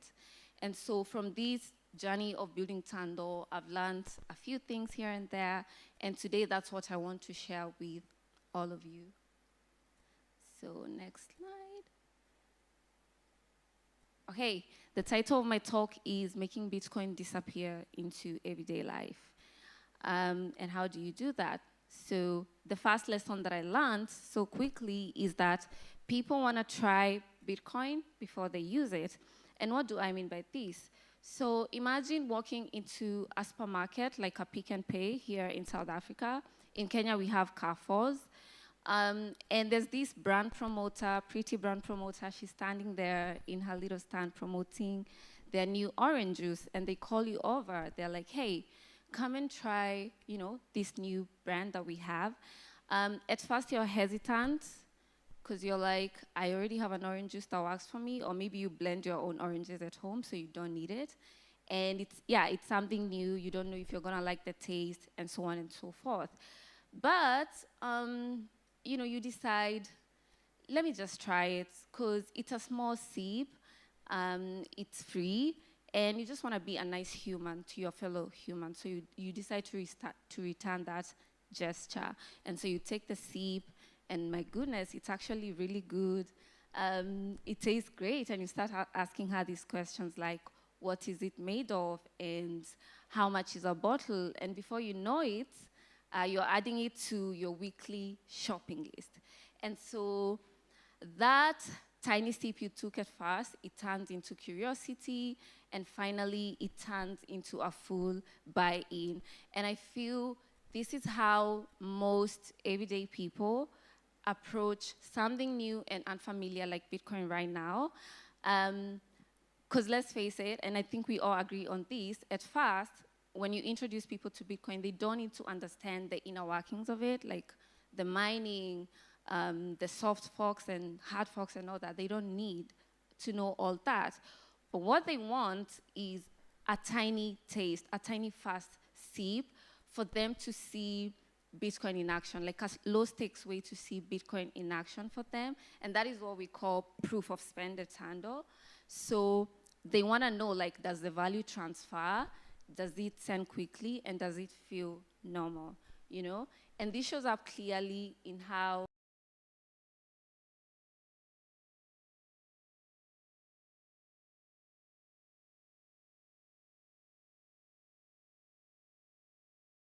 this is our tiny sip at Tando.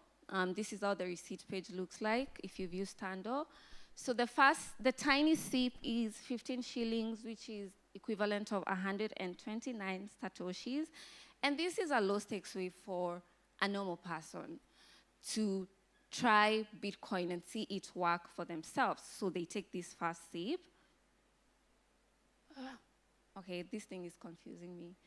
And then after taking the first sip, it worked, because Tando works, it works, and the value sent instantly, it worked, and it felt, you know, normal.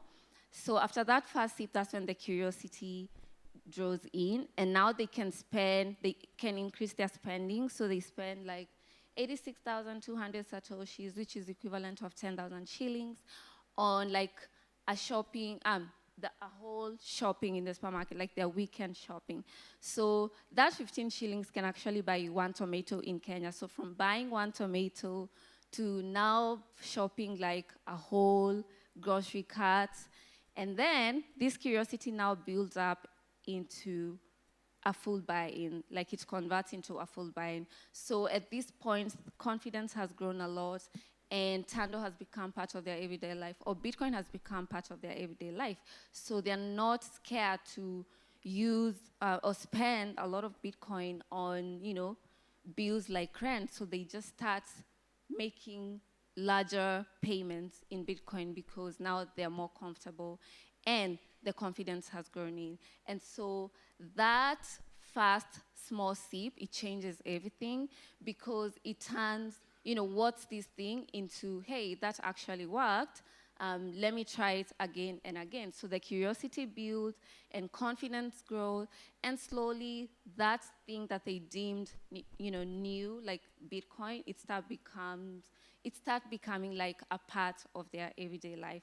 And so the lesson that I learned here is, yeah, people don't start by using Bitcoin. They start by trying it. And as a builder, it's your job to make that fast sip very effortless and risk-free, because if your product forces people into making bigger decisions very early on, then most likely you'll shut them out before they even start.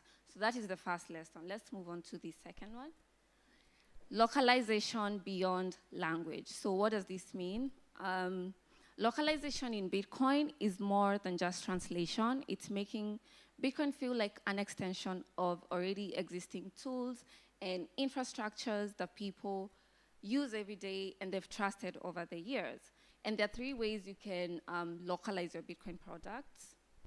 Number 1 is integrating with existing systems. And again, I'm going to use Tando as an example. So we integrated with the M-Pesa network. M-Pesa is our version of mobile money, and it's a core financial infrastructure for a lot of us in Kenya. This is how we send money, receive money, bank. Like mobile money is the thing, cash and credit cards and debit cards, we don't use that a lot. And so we connected Bitcoin to flows and patterns that people have used over the years. And this eliminated a lot of friction and fear, and it made people feel comfortable, like to join, because they like using the word join this Bitcoin thing. And we can see this approach playing out, you know, in other places in Africa. Like here in South Africa, we have Money Badger, which integrates with existing tools like Scan to Pay and Zappa, making Bitcoin spendable for a lot of South Africans without it feeling like this abstract thing. We also have MavaPay and TapNob in Nigeria. So what they've done in Nigeria, like bank transfers are the thing. So for them, they connected the Bitcoin rails to banking infrastructure, making it easy for Nigerians to spend their Bitcoin. And so these tools are very important, and they're actually doing it right by integrating with systems that people have used over the years. And so Bitcoin doesn't feel very new anymore. And there's an important lesson here. Bitcoin adoption doesn't start by replacing everything people use. It starts by meeting people where they are. And sometimes this means integrating with systems that are not perfect, systems that are centralized, you know, the ones we criticize in our small Bitcoin circles. But at this stage of adoption, I do believe that the goal is not ideological purity. The goal is to get people started on Bitcoin, help them like build habits and create momentum. Like we just want Bitcoin to work. All right, yeah, because the reality on the ground is majority of the world is still existing in fiat terms, right? If you go to a Pick and Pay right now, everything is priced in rands. Even when you go to, except for the car rental that does Bitcoin only, but these other car rentals, you pay in rands, like rent is in rands, transport, food, everything is priced in fiat. So we're still existing in fiat terms. And so if we want Bitcoin to enter people's lives, let's build bridges for them, you know, instead of asking them to build new routines, let's integrate Bitcoin into the already existing routines that they have. So yeah, build bridges and not walls. And the important lesson here is people trust what feels familiar. That's just basic human psychology. Fear makes a lot of people, change makes a lot of people very nervous, especially when you're dealing with money. Nobody wants to change how money already works for them. Like, it's very hard. And so at this stage of Bitcoin adoption, Bitcoin doesn't need to feel completely new to work. It just needs to work. That's it. Very basic. So the second way you can localize your Bitcoin product is by reflecting local realities. And this means understanding how the everyday person deals with their money. So for most everyday people, at least where I come from, savings are very small and irregular, and sometimes people don't have money to save, like after inflation and whatever is happening in the world right now, like there's no money left. Spending is the same. It's tied to like daily needs. Like you'll find like a family needs 3 tomatoes today, 1 onion, and 1 cup of rice for dinner. Like that's all they need. So that's all they need to buy. And so when Bitcoin is presented through a product, it needs to be shown in lived terms. Like, how does it fit into everyday life? How does it feel or how does it work when income is irregular? And how does it feel to save, spend, or buy Bitcoin when money is tight? Because, you know, if your product doesn't, if people cannot see their own realities, their own lives reflected in a Bitcoin product, then they will not stay. So as a builder, this comes first before you even write that code. Like, go on the ground, talk to the people you are building for, get to understand their pain points, and ask them like what they would like to see instead of like building based on assumptions. And the last way you can localize your Bitcoin product is through language localization. I feel like we are all familiar with these, and some of the African builders have been doing such a great job here. So this is just translating Bitcoin materials into African languages, or if you have a Bitcoin app, a wallet, or whatever, make sure that it's available in your local languages as well. Because when an app speaks in your own language, you feel like it was built for you. Like, there's that sense of belonging. And that's why I want to shout out projects like Exonumia. They do such great work translating Bitcoin materials into African languages, making it easy for people to understand Bitcoin without having to translate it in their heads first. Because, yeah, Bitcoin is an inclusion tool, and so we should not forget those people in our local communities as well. And lastly, so this is the last lesson for this session. I didn't expect it to matter that much, but it's actually very crucial. So device reality. And I'm going to start with a very personal story. So this is me 8 years ago. I haven't changed much. And this is my phone then. So it was an Infinix Hot 7, I'll never forget. This one used to do the basics for me. I would take cute mirror selfies, and I could make phone calls. It did that, worked perfectly. But beyond that, it was hell. So loading apps, downloading apps, mobile data, when I had my mobile data on this phone would overheat. Like, it literally, sometimes I felt like it would blow in my face one day because it would get so hot.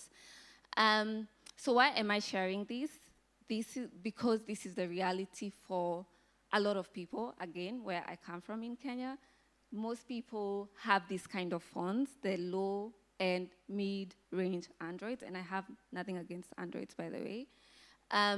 These phones have limited storage, not great memory, so they cannot load heavy apps. And as builders, when we are making Bitcoin tools, it's easy to build with ideal conditions in mind. Like, you assume that people are going to have great phones which have a lot of storage, and they connect to the Wi-Fi very easily, or they have mobile data and all that. But that's not always the situation or the reality on ground. And we've seen this, like, we do a lot of campus education tours, and you'll see the phones that they have. They are cracked screens, they load very slowly, they don't have data all the time. So as a builder, it's very important to also have these at the back of your mind, because if you assume everyone has a nice phone that has like great storage and all that, then again, you might be shutting them out before they even get to try your app. So those are like the 3 big lessons I've learned today. And yes, the device becomes part of the adoption story. It's not just a by the way, so have that at the back of your mind.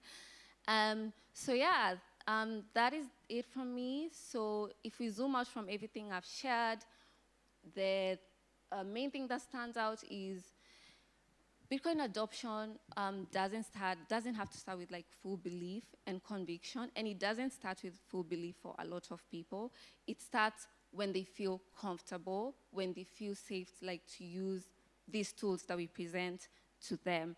And so that is why these tools that we are building, like Tando, Money Badger, MavaPay, they're very important, because they meet people where they are by integrating the Bitcoin system, Bitcoin into already existing systems that people are comfortable with. And that is very important. And I do believe that if we keep building, these bridges, and if we keep building for that first small yes, that first small sip that gets people to say yes, then we might see, or we will start seeing more people make Bitcoin part of their everyday life. So that's it from me. My name is Sabina. Thank you so much for listening to me, and I'm excited to see what we all build together next. If you have questions, my email, sabina@tando.me, and you can also scan these. It will take you to our website. Thank you. Thanks, Sabina. Do you want to stay? We've got about maybe a minute or two left for questions. Does anyone have questions? Sure. All right, so this is not a question, it's a demonstration. Apparently, by coincidence, I have to send some money home. Oh, wow. And of course, I'm building a Bitcoin circular economy, but whoever I'm sending to, they are not part of the circular economy, so, and yet they have not yet understood Bitcoin. I'd love to try so that you guys can see how easy it works. Great. So this is, okay, so I have privacy protect. Actually, the person just sent me the M-Pesa number. Like you guys can see. This was, okay, it's here. No, I can't see. It's okay. Oh, so the phone number is here. Can you guys see? Okay, the screen. They can't see. Okay, we are privacy people. That's what I'm telling you, use my... Okay, is this good? I erase this. The screen is coming hard. Oh. You can't? Can you see this? Yes. Okay, use this then. All right, all right. So I have now to write the phone number. So I'm just sending direct to the M-Pesa. All right. So send money. Hopefully this is the correct phone number. Okay. I'm not a big fan though. I'm not a big fan though. So the phone number 20. Okay, I want to read it aloud. 26 9 5 7. Okay, I've left a bit of the numbers out, so it's fine. Okay. How much are you sending? 2K. Okay. All right. No, $2,000. No, $2,000. So paying invoice. Okay. Okay, so the invoice is being paid up. This is how it's done. Yeah. And then go back to... And they have received their... Okay, okay, should show. So there's a receipt that's generated, should probably be ready by that. Yeah, so let's see the receipt. The Wi-Fi... here. Oh, here. All right, that's it. So they have received their money in M-Pesa. From South Africa to Kenya. So yeah, if you'd like a demo, happy to show you guys. And if you have more questions about Tando, I'll be around, and my co-founder Jason is also around. So yeah, thank Amazing. you. Thank you so much. Give it one round of applause for her. Guys, what I think is important is that I just watched this interaction, and I've done that before, and to a crowd like this, it's very difficult to show.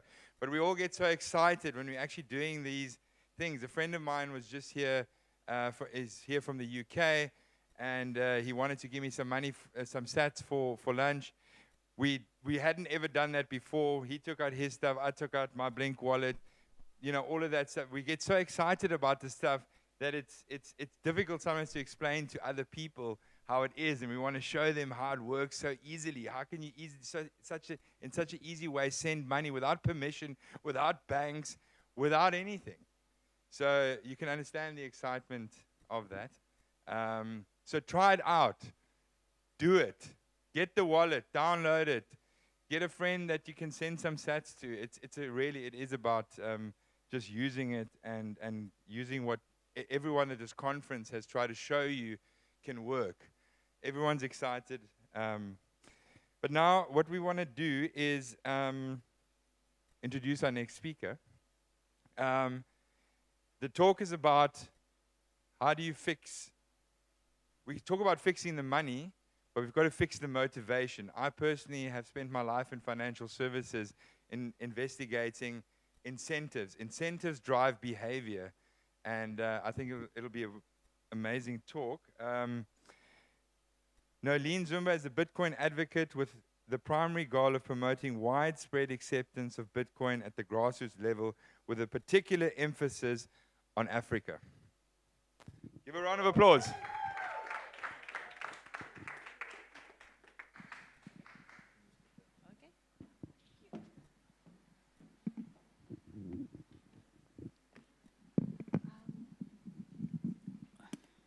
very short. I hope, yeah, I think it's good. I'm clear. So, a bit of a, okay.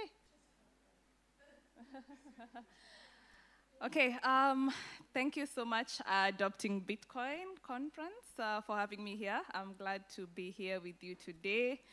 And my topic of discussion is from personal experience, onboarding not just Kenya, but trying to onboard Africans onto the Bitcoin standard for the past 3 years.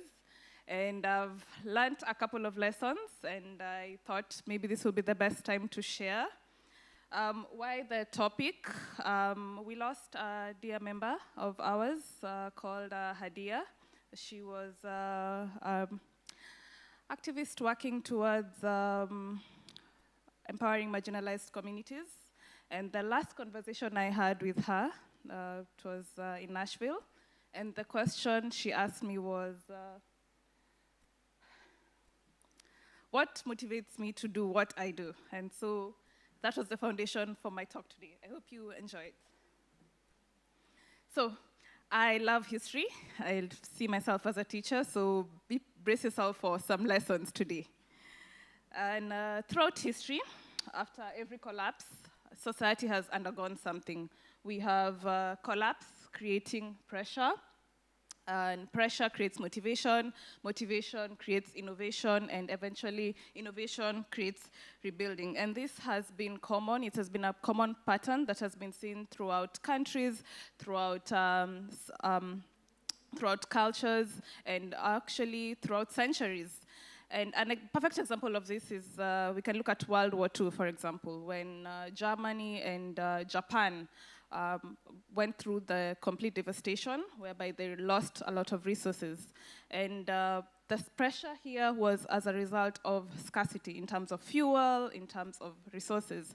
And with this, they, for example, Japan had to come up with something to fight off this pressure, and what they did is come up with a just-in-time manufacturing process. If those of you who don't know, this is what led to the production of the Toyota. So this is more of what defined global production, because they couldn't afford wastage. When we look at Germany, for example, and they developed the Volkswagen Beetle because they focused towards efficient engineering. And with that, we can also go back to history even further back when we had the Black Death in Europe, whereby a third of Europe's population died. And with that, there was societal decay. Information was very expensive, and this led to the development of the Gutenberg printing press, that eventually led to the Renaissance and the scientific revolution as we know it right now. One thing that this shows is there's always collapse in society, and right now I think it's important to understand, us working in this industry, we never talk about it, but we realize that for Bitcoin to come up, we are destroying an old system, and we have to prepare ourselves mentally for the rebuilding process that will come out of this. And Bitcoin is not outside of this cycle, it's actually in this cycle as well. So, what I realized myself is understanding does not necessarily mean adoption, because I thought the more I educate people and tell them about Bitcoin, eventually they will care and adopt it. I was very wrong, because adoption was not an information gap, it was more of a doing gap. And with that, I had to look at, as I've said, motivation. What will motivate me to get people to use Bitcoin? And therein, I borrowed from a TED Talk, somebody called Scott Geller on YouTube, and he was talking about motivation, and he brought up the term empowerment. So with empowerment, what we are talking about here is how do I get people to be empowered? The term empowerment comes from just do it. I give you time, I give you resources, just get it done. But even with empowerment, we still need to get people to feel empowered. And feeling empowered is about them being self-motivated to use Bitcoin, to be able to work around Bitcoin. So the 4 questions that you're required to ask, or rather the 4 questions that I wanted to ask with people, as Scott Geller proposed, when you're teaching people, at the end of the day, can they do this? So can they be able to receive the skills and the training? Can they be able to open their wallet? Can they be able to use Fedi mini apps? Can they be able to use Stando? Can they be able to use Pitika easily? And that's what you call the self-efficacy. And then the next one is, will it work? Does this behavior that I'm being told to do, will it be able to impact my life? I think that's where the term, what is it called in Bitcoin that we use? We say, stay humble and stack sats. So if I stay humble and stack sats and avoid all of these cryptos, will it be able to give me this outcome that I'm being told? And the other one, so that's the response efficacy. And then we have the consequences. Is it worth it? So every time we do something, we expect an outcome out of it. And I think that's what's happened throughout BAT. So as you're telling me to adopt Bitcoin, will it be able to change my life? Will it be able to give me back time? Will it be able to give me back my savings? So that's the consequences of it. And the other one is community, because at the end of the day, you want, and also I'll add choice onto that. So there's choice and community. When people perceive choice, when they feel they are being given a choice on whether to adopt or not and not being forced into it, they can be able to take it autonomously and be able to adopt Bitcoin out of a choice that they've personally made. And with this, when they come in and they find a community that's also willing to help them adopt, then we eventually have the adoption progress that we would like. So besides that, another thing, so education versus training, whereby education will explain the why you need Bitcoin, but it is the training that will build the confidence for people to onboard and get to using it and eventually also adopt it. Why if I can say, maybe as Scott said it, maybe if you had a teenager, would you want them to receive sex education or sex training? So there's a difference in that. And that's, Bitcoin adoption behaves like work and not school. So you have to not just explain the why, but also build confidence through the doing. So let us have people use our tools practically, and that way it will form a mental memory for them to continue using it and eventually also recommend others. So, and that's where I've talked about perceiving choice, and with choice there also comes, when you make a choice, there's something in economics that I like economics a lot. I think economics is something that everybody should learn. So economics, as we know it, is the study of using limited resources efficiently. But also with economics, we have something called choice. And every choice you make, you have to know there's something called an opportunity cost. That is the choice of what you've let go. So if I choose to focus my time and energy and attention here, what is the opportunity cost that I am leaving out? So, and now that we have motivation and I've empowered you to go and do this thing, the next thing is economics. And that's, economics comes in as a theory of thinking, not just as a theory, but as a way of thinking. I like Ludwig's interpretation of it, whereby we talk as economics is more of a behavioral philosophy, not just the study of goods and services, but choice and human action. And what we're doing here is trying to get people to have choice to behave in a different manner away from the previous fiat system ways. So, once people start asking these better questions, the next thing we have to look at is community in action. So opportunity cost is not abstract. It shows up in very many ways. Personally, I deal with grassroots because one, I am from there. I am a product of a system that did not work. I'm actually here talking about Bitcoin because I was affected dearly with what happened there after the 2008 crisis, and I realized I could either sit down or not do something about it, or wake up and build a better life for me and others. And I'd like to highlight a project that's come up. Or I'll talk about why I chose this. This is Bitcoin Arusha. It's done by somebody called Mindlikex. I'm sure most of you know him. He's a good musician as well in this space. And he's working towards providing reusable pads to communities in Tanzania. And reusable pads. And with this, I would like to talk about maybe the opportunity cost. For example, these young ladies they have to choose whether they can go to class and learn or stay at home and take care of their biological needs. And this is something that there's so many examples that you can find like this, especially in Africa, whereby we have been pushed to the edge. We have to make choices that affect us economically, and this is one of those. If we get these girls to school, or many other girls, or not just girls, even boys as well, they have the chance to just not change their lives economically, but also the lives of their communities. And as I've said, also, education still forms a huge part of the work that I do.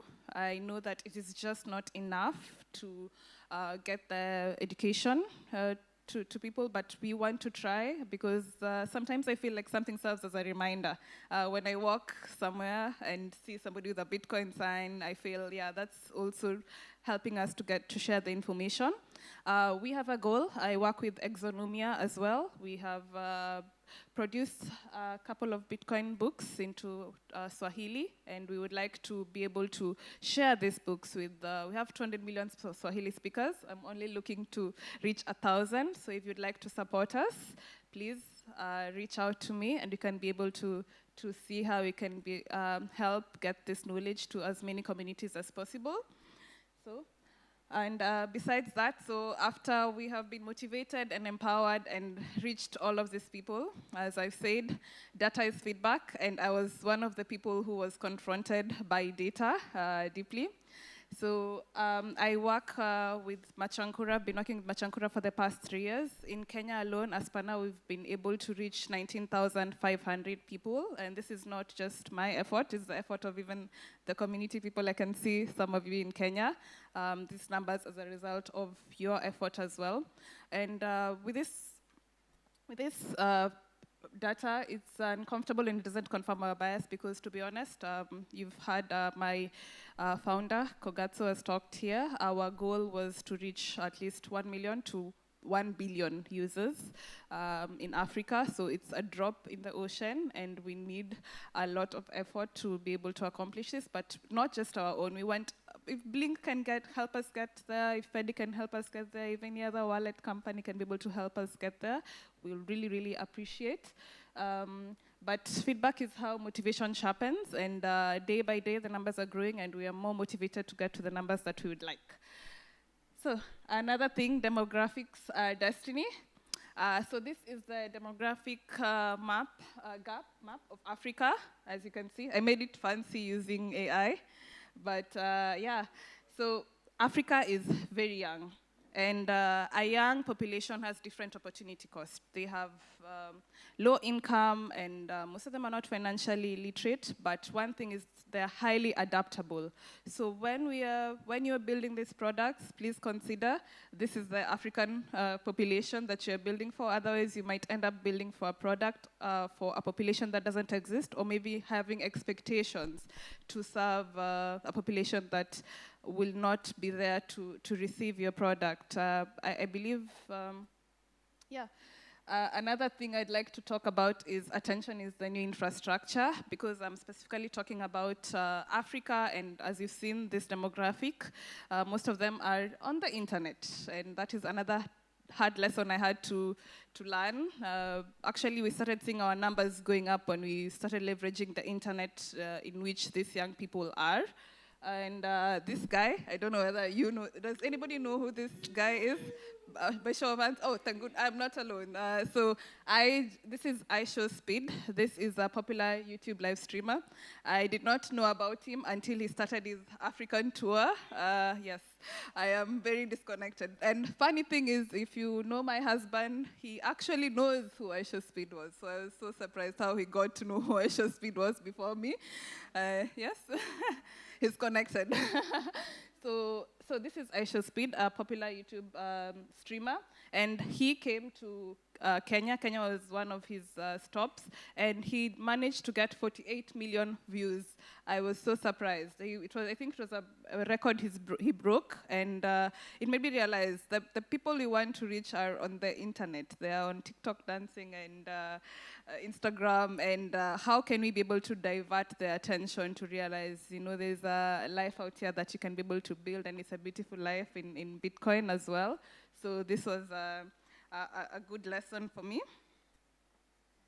And then, so eventually, a human roadmap, or rather my human roadmap, because our roadmaps are different.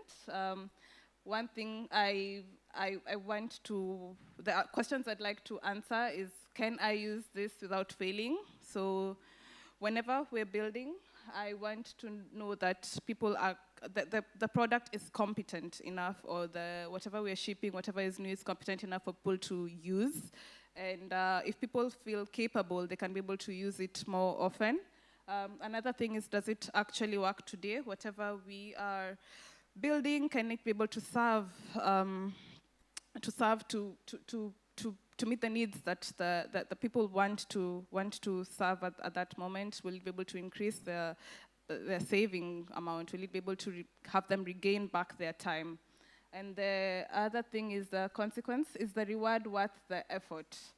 So as you said, if I stack sats and stay humble, will I be able to receive all the things that has been said to me?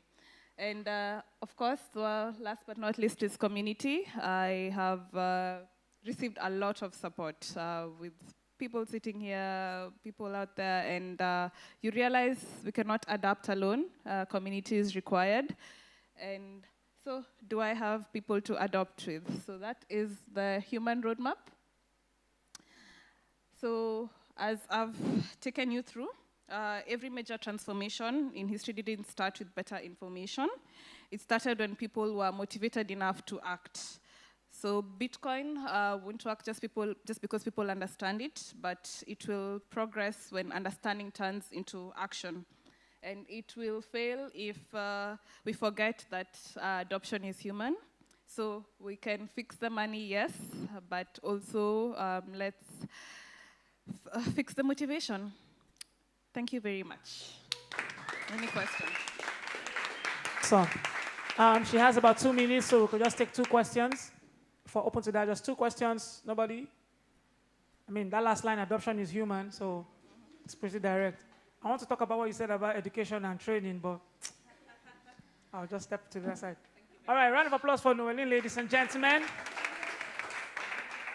We are supposed to be having a panel session now, and I just wanted to ask if all our panelists are available.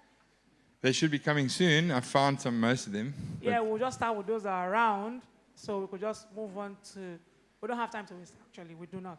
However, we still have a giveaway at the end of today's event, so if you enjoyed the mini softboard that was given out at first, it'll be a nice time for you to wait till the end. All right, ladies and gentlemen, our next panel session is on cross-border settlements. In fact, it's called the Cross-Border Settlements Panel. And cross-border payments have dramatically changed over the past decade. The incumbent SWIFT system is being challenged by Bitcoin, stablecoins, and alternative settlement network. Which system will win? I know we're about to have a panel session, please, so let's reduce our volume. Please make welcome on stage Ricky, make welcome on stage Rai, make welcome on stage Robert, and make welcome on stage Theophilus. A round of applause for them, ladies and gentlemen. Let's push the chairs. Let's push the chairs so they don't sit. That's 4, yeah?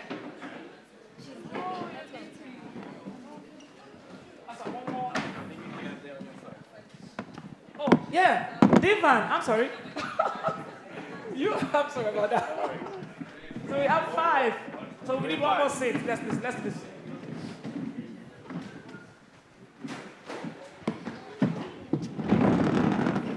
We're complete.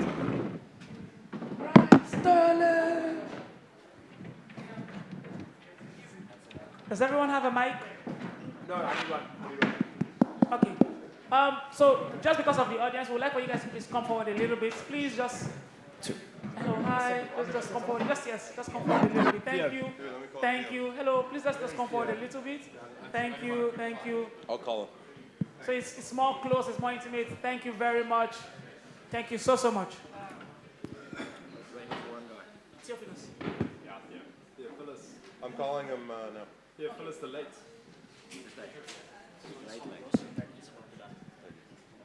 Hey. Hi, we're sitting on stage waiting for you.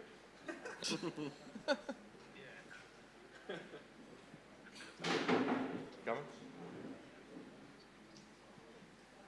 He's coming.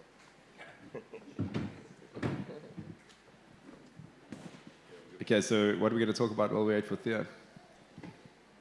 You get to decide. That is true. Yeah, how about that gold price?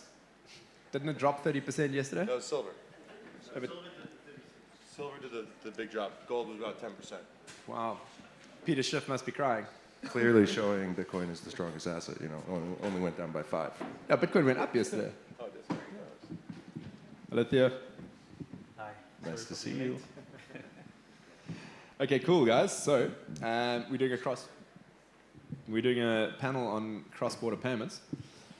So how we're going to run this, I think, is I'm going to put out some general questions. I'm not going to put you guys on the spot.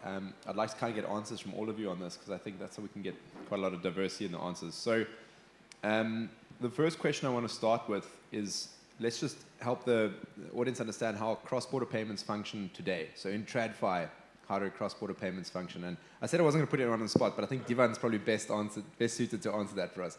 Yeah, 100%. I think the short answer is it's bad and it's convoluted, but the actual process is you start at your sending bank, and then you would have multiple correspondent banks. You would have, let's take an example of USD. So USD would be sent from a bank in the States, and then there'd be a correspondent bank for the rand conversion if you send it into South Africa, and then that rand would then be allocated to possibly another 1 or 2 correspondent banks, and then ultimately at the end at the recipient bank, and that would take anywhere from 24 to 48 hours if nothing goes wrong.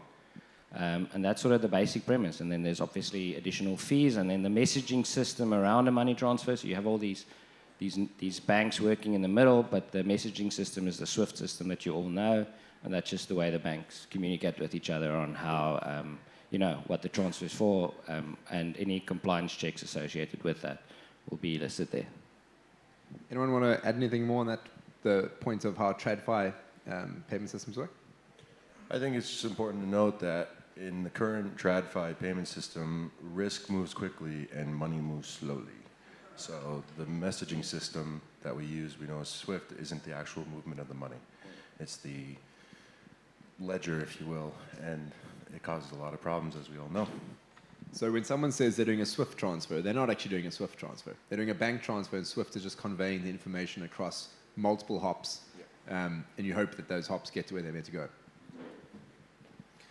Another thing I learned just last night about this actually is that if you're sending money from, I think it's Uganda to Kenya, it goes through the British pound, and I believe I'm guessing many other markets in Africa would have that issue. So you're basically dealing with countries that are not even on the continent, and all of the extra time and risk associated with that potentially.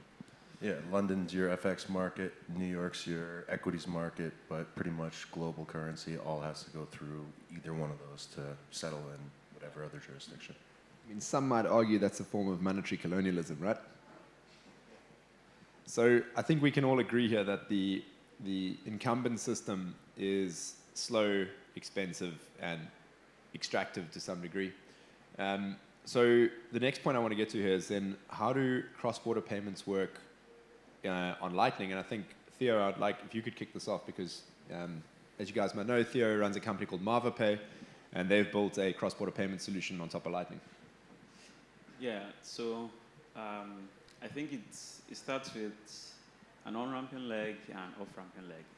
So the on-ramping leg usually requires like some sort of banking integration because there are 2 ways to it. Either you send Bitcoin via Lightning, or you have to find a Bitcoin somewhere. So it depends on what your customer is giving you from the on-ramping leg. So if your customer is giving you fiat, for example, you would need to buy Bitcoin with that money. So you buy Bitcoin with that money, and then you send it via a Lightning channel send it via Lightning channel to a partner node in the destination country that receives the Bitcoin and off-ramps it using an exchange, or if they're an exchange themselves, they exchange it for fiat, right? And this is a lot better than the SWIFT system that was just described now, because now you only need to worry about Bitcoin. You don't need to worry about the different legs in between, right? Just worry about Bitcoin and managing your Lightning node. So if I understand the infrastructure requirement correctly, you're making a local in-country bank transfer, which is very different to an international bank transfer. And then you connecting that up to the Lightning Network, and then you're making a in-country bank transfer on the other side as well. Correct. And it basically means like the fiat is not necessarily living in a country, right? If someone is giving me, for example, Naira in Nigeria to send to South Africa, the Naira stays in Nigeria, right? Bitcoin is the only thing that moves, right? And it's decentralized. So it's just a simpler UX compared to traditional system. And does that mean that the messaging system, so what SWIFT would do, that messaging system is now being decentralized to the companies that are processing the payment for you? So it's not going through a centralized entity of SWIFT. It is MavaPay, for example, that's sending the information to the South African recipient. Yes, and that is good. It's kind of like a WhatsApp message, right? You're sending it directly to the person. You're not sending it through a proxy, right? Or like a Bluetooth connection, right? So you're connecting to the node that you want to use to off-ramp in a destination country. So it's just the better way to do it. So the way we explained it now, it still sounds pretty complicated, right? Because you need to have these infrastructural elements in both the jurisdiction that the transfer is originating in and the jurisdiction where the transfer is terminating in. So you need to have like a Bitcoin exchange or some form of Bitcoin liquidity. You need to have connections to the Lightning Network, and you need to have the ability to interface between fiat and sats, and then probably some form of API, right? Yes, correct. I don't want it to be like I'm the only one speaking here. No, you go for it, because you're the expert on this. Yeah, so yes, these are just some of the complexities, right? Which is why companies like MavaPay, Orange, take away these complexities, just like how LSPs take away the complexity of running a node, a Lightning node, so that the customer doesn't have to worry about those technical difficulties. They only need to worry about sending the money to the destination, right? And I love this method of slow adoption, because it's not something that people are used to, even people who do not necessarily believe in Bitcoin. But once they see the value in what you're doing, like once they see the benefits of what you've done, then they ask questions. Okay, how did you do it? I would do this through a bank, and I would have to get dollars, go through this hassle. But now you're doing it instantly, settling it in about 5 minutes. How do you do it? And then the conversation about Bitcoin steps in. And so I think something that you mentioned there is really, really important, and that is that the user only has to make a bank transfer. Or if in the case of, let's say, Kenya, a mobile money transfer, right? But it is the UX that they already are used to. You've made thousands of bank transfers in your life. It's like a very simple, and it's a local bank transfer, right? And that has cost implications too. Like in Nigeria, what's the cost of sending a local bank transfer, for example? So if it's same bank transfer, it's free. Same bank transfers are free. If you're doing an interbank transfer, it's cost about, let me say, 15 Naira is... It's like 80 cents South African. It's like less than R1. Yeah, it's less than... Less than a cent. Yeah, it's less than a cent. Yeah, it's that easy. And it doesn't matter how much you're sending.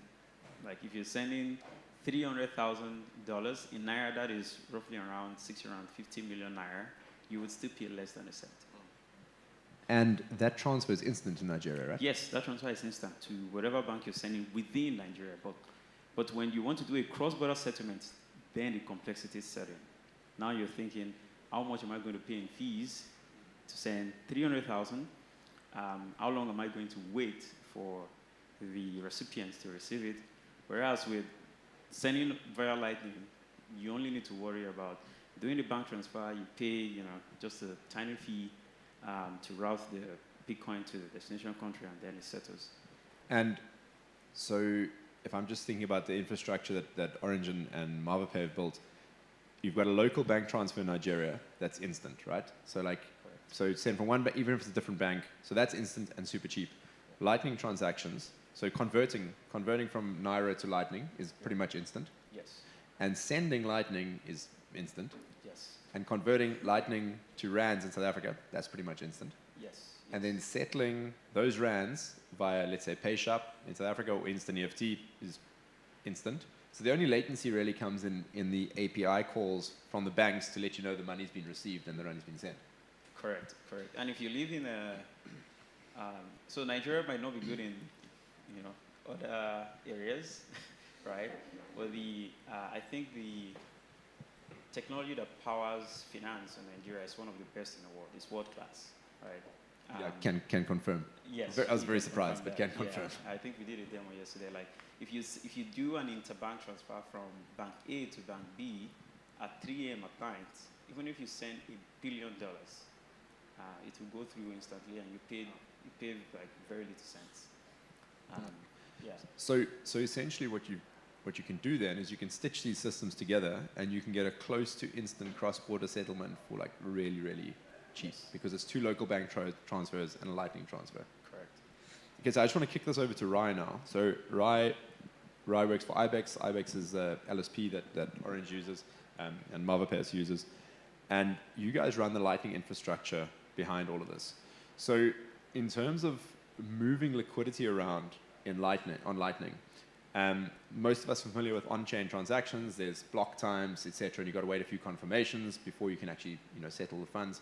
So with Lightning, how do you guys see it from an operational perspective when money is moving across your infrastructure?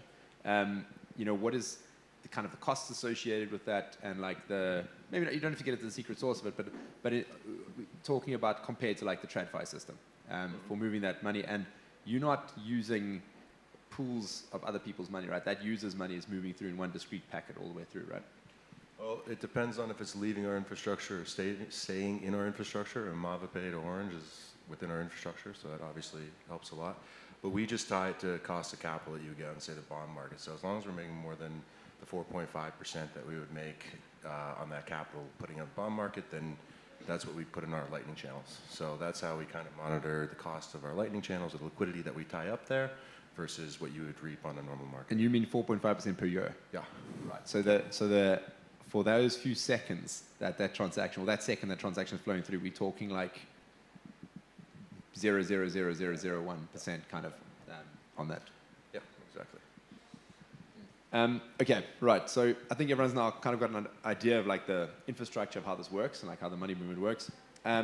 So I want to talk about efficiencies being gained, and I think we've kind of touched on this a bit. But Rai, if you can just kick us off here, like big picture, like efficiencies for sending value this way versus sending SWIFT. Like where do you see the biggest? So at IBEX, we focus on the global south. The reason for that is that the most pain suffered globally in terms of financial access and financial freedoms is held by the global south. So our why is level the financial playing field. The end of that is for the global south. We don't add that in our why, but that's really what it is. And what does that mean, leveling the financial playing field? That's giving cost of capital, cost of credit, and cost of global settlement rails to the global south at global north standards, which they are priced out of, or like Ricky said, financial colonialism still holds strong. So why, if you're a gold extractor in Burkina Faso and you want to go ahead and refine your own gold, well, to get you're importing your diesel, so your cost of energy is 20%, and then you got to send wire to China to get your diesel machine or your generator, and it's, by the time you do all that, you're 28% in the hole on the transfer, because you got to go from ZAF, which is funny because it's the French currency, but then you have to transfer to euro, and then from euro you got to go to USD, and then eventually it ends up in China 28% later. So the cost of capital for these global south markets is incredibly high. So that's our focus. And where we see the greatest reduction in fees for the Global South are the people with the highest FX rates. And so we see that as the greatest opportunity. Ricky said it yesterday, like, yeah, it's cool to send money from Europe to Kenya, right? But those routes are strong. Europe to India, pretty strong, very tight spreads. Try Lesotho to Mozambique. We're paying 58%, you know, like the countries that share their borders, Mexico, Guatemala, why are you paying 8% to send money across border? To go from Guatemalan Quetzal to USD and then through New York City back into Mexican peso. They share a border, it's crazy. So in terms of effectiveness or savings, we see the largest reduction in those tighter or higher margin FX spreads. And that's where we want to focus. And Divan, maybe you can comment on this a bit, but maybe people aren't aware about what happened between South Africa and Namibia in terms of forex transfers, right? That have now recently have to go through SWIFT, and the inefficiencies there.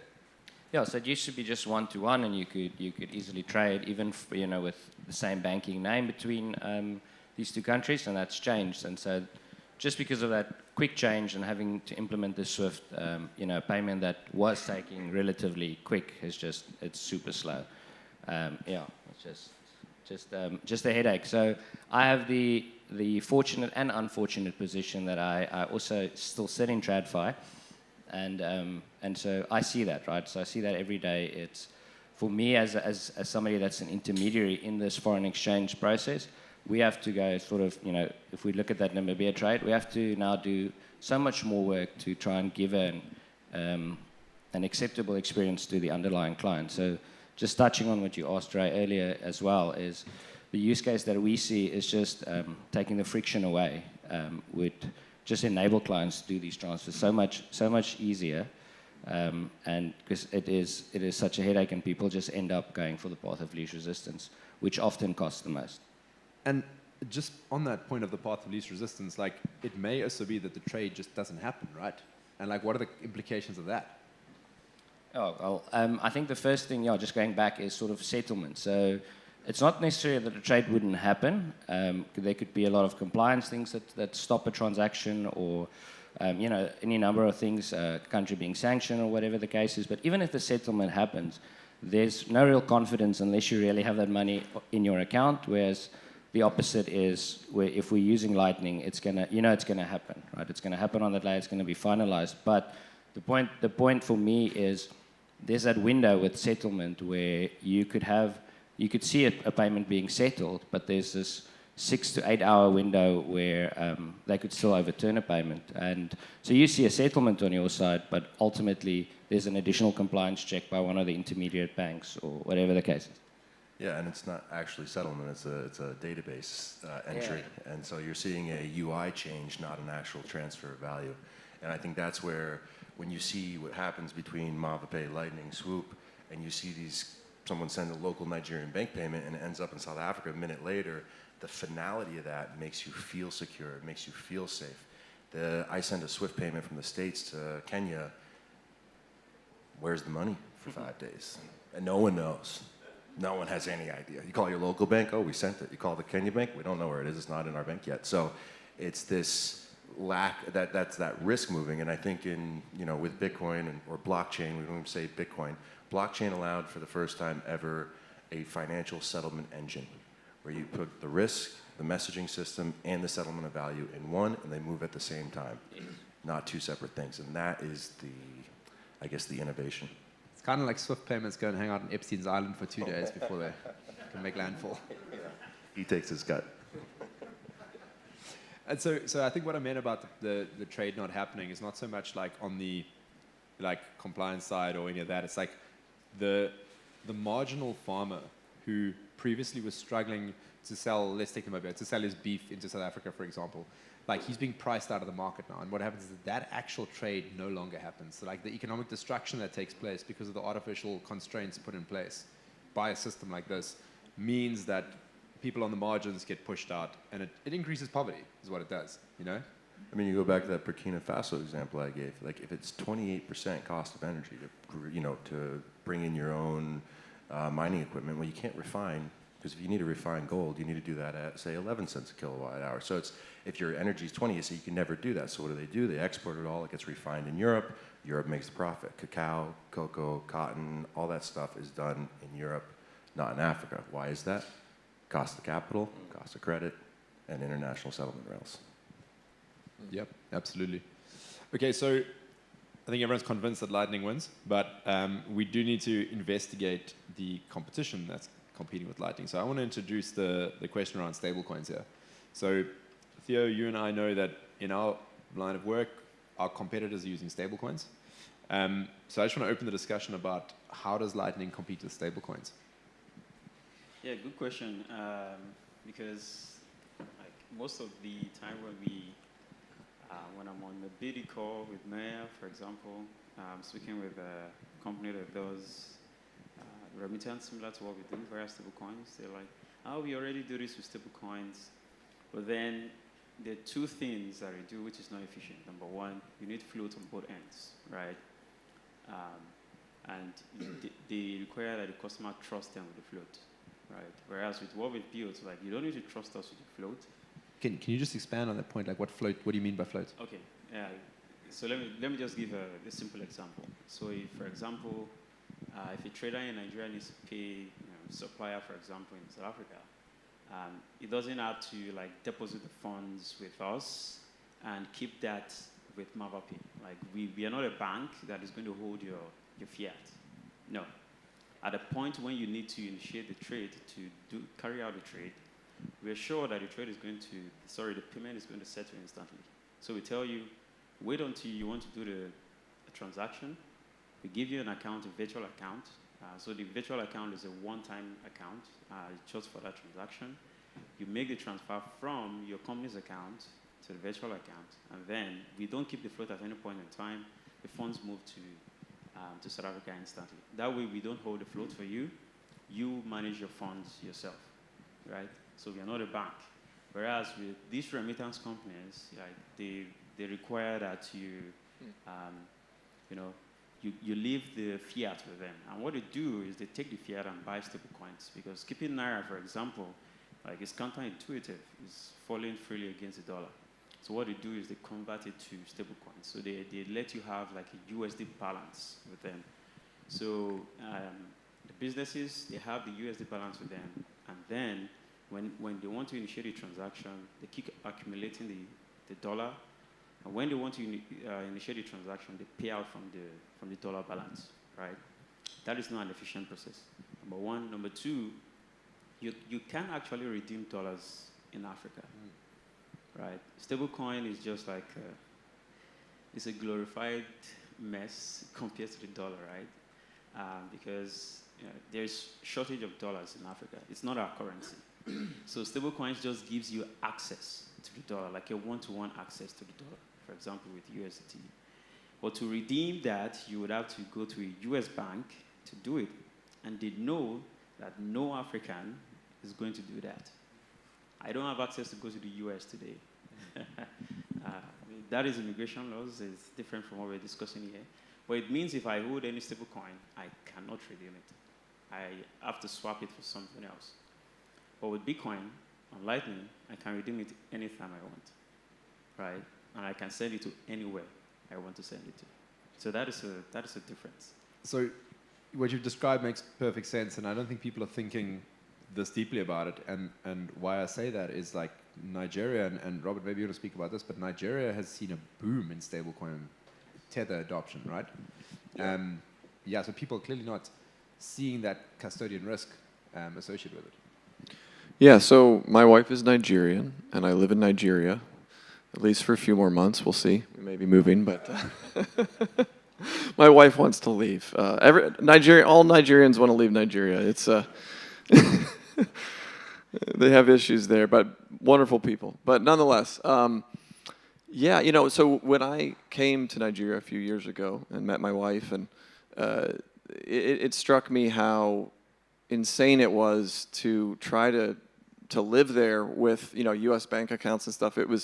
It would have been close to impossible if I had not had Bitcoin basically as my foundation, and then as we were dating and eventually married, sent her funds via Lightning to BitNob and other applications in Nigeria, and just much faster, much more efficient, lower fees.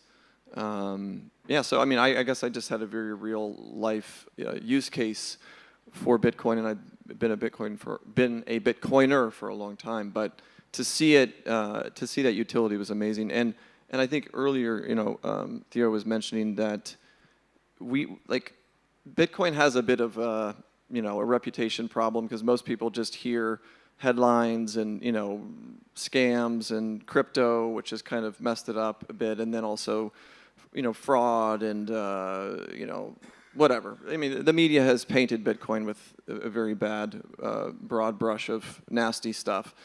But when we start seeing people's lives improved, and we're not trying to sell them on holding Bitcoin as an asset, but they're just these remittances are powered by Bitcoin. I think that's amazing, because you're not having to go and try to convert people and proselytize.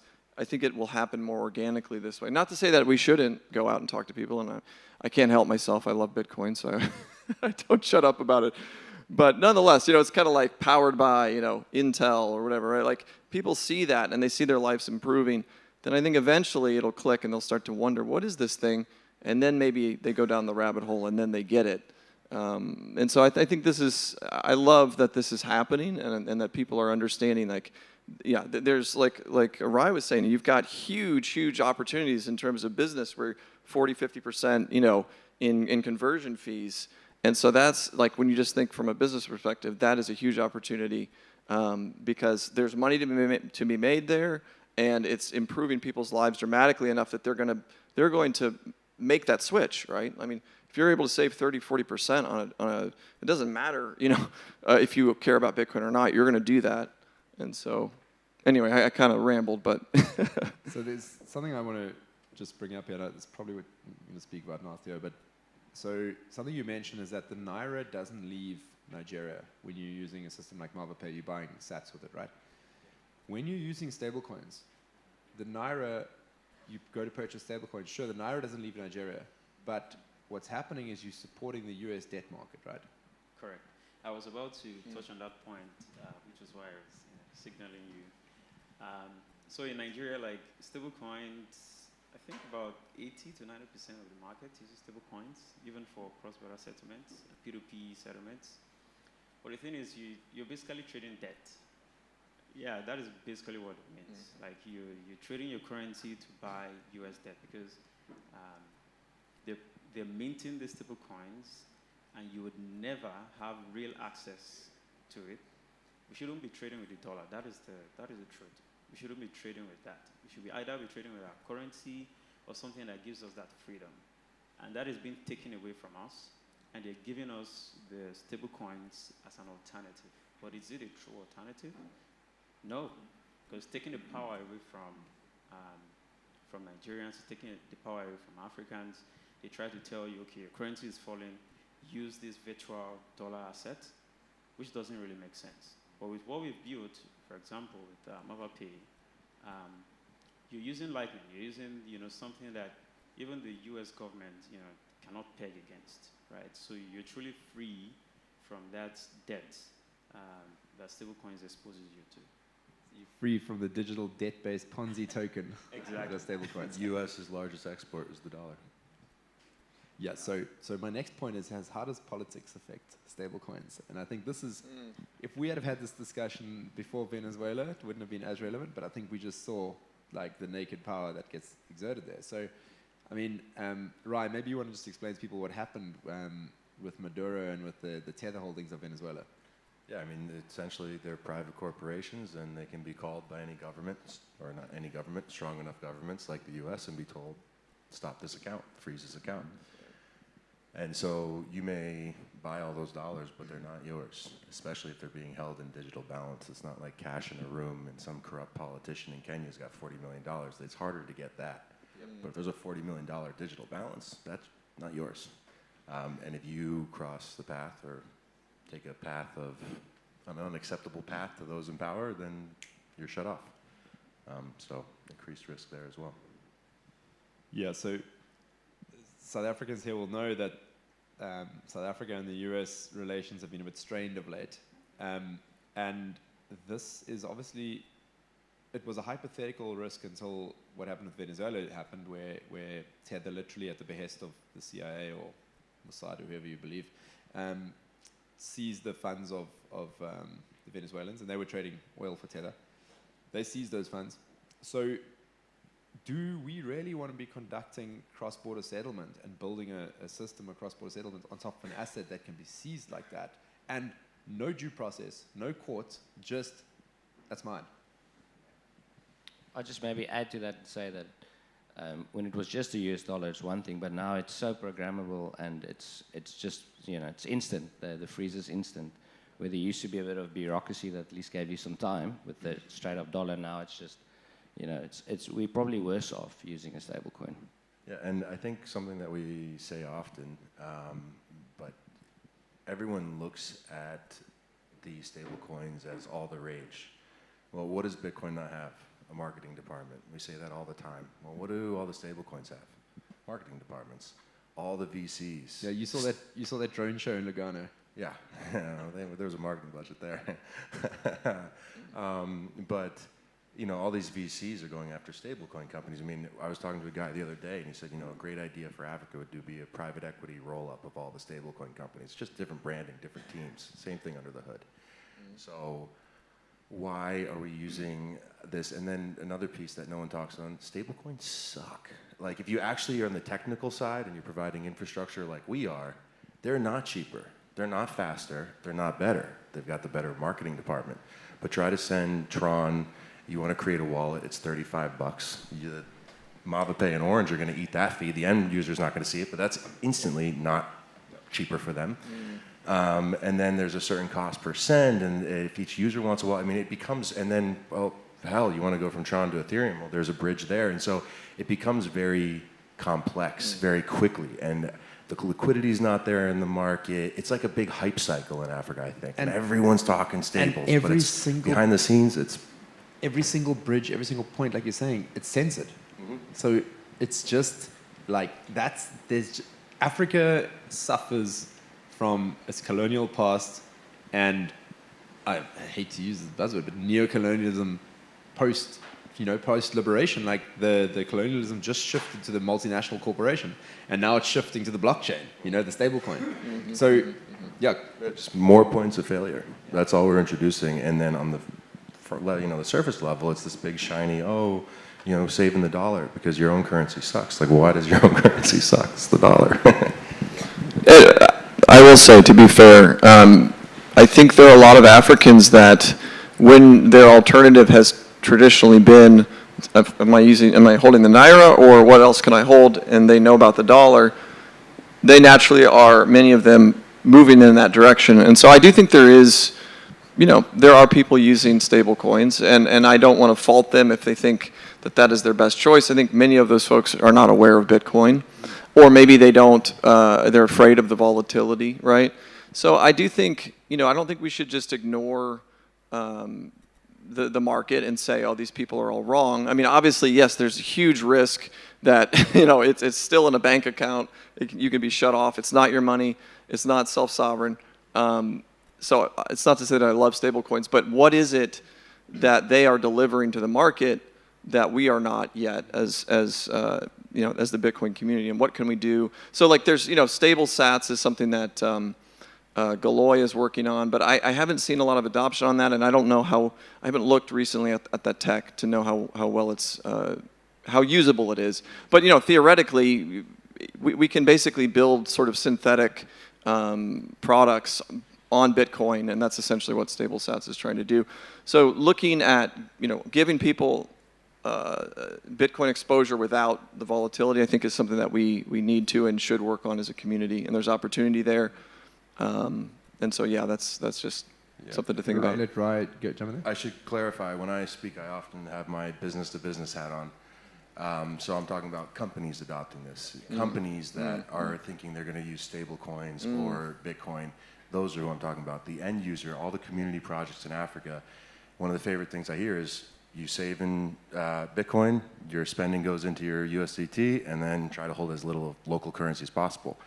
It's making smarter financial decisions. There's nothing wrong with that on a user level. But when it comes to companies that are wanting to build infrastructure, remittance companies, et cetera, stablecoins have all the buzz. And I think there's a massive amount of marketing and fluff on top that are hiding the real problems with them below.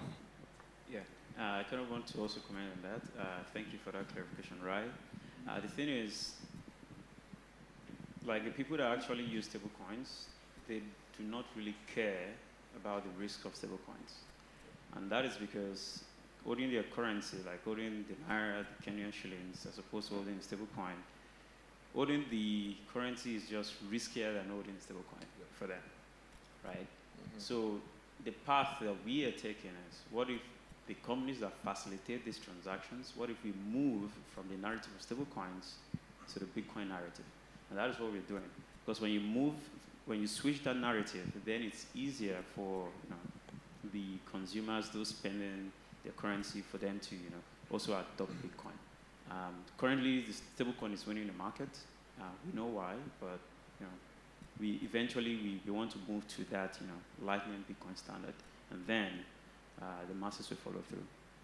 Yeah, so I think what Orange and MavaPay is doing is the easy part, because if you are accepting fiat, converting it to sats and sending that, the end user doesn't have to interface with Bitcoin or the Lightning Network at all. So there's no convincing required. They just see it works. Oh my goodness, the money's landed instantly. That's great. That's so much better. Getting them to accumulate Bitcoin and hold it themselves, like that's a whole nother kettle of fish. Obviously, that comes with volatility. And if you are living on $1 a day and your dollar tomorrow is worth 85 cents, that's a problem. That's like a real problem, because that's like 15% less calories. So that like really affects you. But so that's why I say what we're doing is easy, because we don't have to deal with that. But what it does do is it creates a driver for market making in Bitcoin in those local countries, and it brings Bitcoin to those local markets. And so, for example, in Malawi, there's not a lot of Bitcoin in Malawi. Malawi suffers from chronic inflation. My dad was just there recently, and he was there previously 6 months before, and he's just seen basically 100% increase in prices in 6 months. So that's the Malawian kwacha hyperinflating. So what option do they have? So stable coins are out there. Stable coins are being pushed throughout those regions. So it's kind of shepherding them into the stable coins. But if we bring our infrastructure there, you start creating a market for Bitcoin. And you need to have the Bitcoin there, available there for people to actually start adopting it. So it's kind of like spinning up a flywheel thing. And if you start on the business side of it, you can bring much more scale much faster than starting on the retail side of things. Yeah. I've got another question I want to get to here before we run out of time. We've got 3.5 minutes left. So scaling on Lightning versus scaling on TradFi versus scaling on stablecoins. So let's just talk about the theoretical maximums here that we can hit. So Theo, maybe you want to jump into this one first. So, and Rai, feel free to jump in as well. So how would you scale a business like this on Lightning in terms of the capacity you need, and like think about macro factors like price changes over time, etc.? Yeah, thinking about scaling, that's transactions, right? On Lightning, I think, and Rai, I think Rai has context here because it's currently building an LSP. The current challenge with Lightning is channel capacity, right? For example, you might start off, as a startup, and you do, say, for example, $10,000. So you open a channel of, say, $50,000. That might be sufficient for you within the first few weeks, few months. But once businesses begin to see the value in what you're doing, then that channel becomes insufficient for you. So you have to open a bigger channel. And that comes with costs, it comes with technical complexities. There are some things being done to combat this, like splicing, for example. But I think that's the beauty of Bitcoin, right? We keep innovating, we keep getting better. So I would say the main challenge for this is channel capacity, and that is what companies like Ibex is looking into solving. I think they've solved part of it, right? So companies like MavaPay, for example, we don't have to think of channel capacity. We just need to think of, routing the payments, and IBEX has to worry about, managing all of that channel technical complexity. Yeah, I'd love to take any credit for that, but I can take none, so I have a technical team. But that's what we do best. Think of us as like a cloud service for Lightning. You do all your node and channel management. But in addition to that, we fund your channels. So you don't have to lock up your own capital to join the Lightning Network. You just plug in some APIs, and now you can become your own Cash App in a way. And what we do, and I'm super proud of the guys on this stage because I think they probably have made some of the largest Lightning transactions in the world this year. Yeah. And they've done that through our infrastructure, which has made, people told them you can't do a $35,000 transaction on Lightning. We're like, oh yeah? And they did. And they proved everyone wrong. And there's a lot of ideology around, Lightning's for cups of coffee, and these guys have flipped the playbook and said no. And that's kind of what we believed as well, but we had to find the right clients to want to push those volumes through our channels. And kind of what we bring to the table is, you guys want to do $100,000 today? Okay, we'll increase the channel capacity for you. So we are constantly working with our clients to make sure that their channels work and their routes work. Obviously, it's easier when they're both on IBEX, there's less balancing. But where the issues come into play for, I think, Lightning is if we wanted to go outbound of IBEX, maybe so want to say $100,000 to someone on another, say, LSP, where maybe they don't have channels that size, and that's where you run into issues. So far, keeping it amongst this has worked really well. So I would love to go deeper into the technical aspect of this, because this is where it gets really interesting in the weeds, but I have one really important question here. So there's been an army rampaging around the internet for almost a decade now, telling me that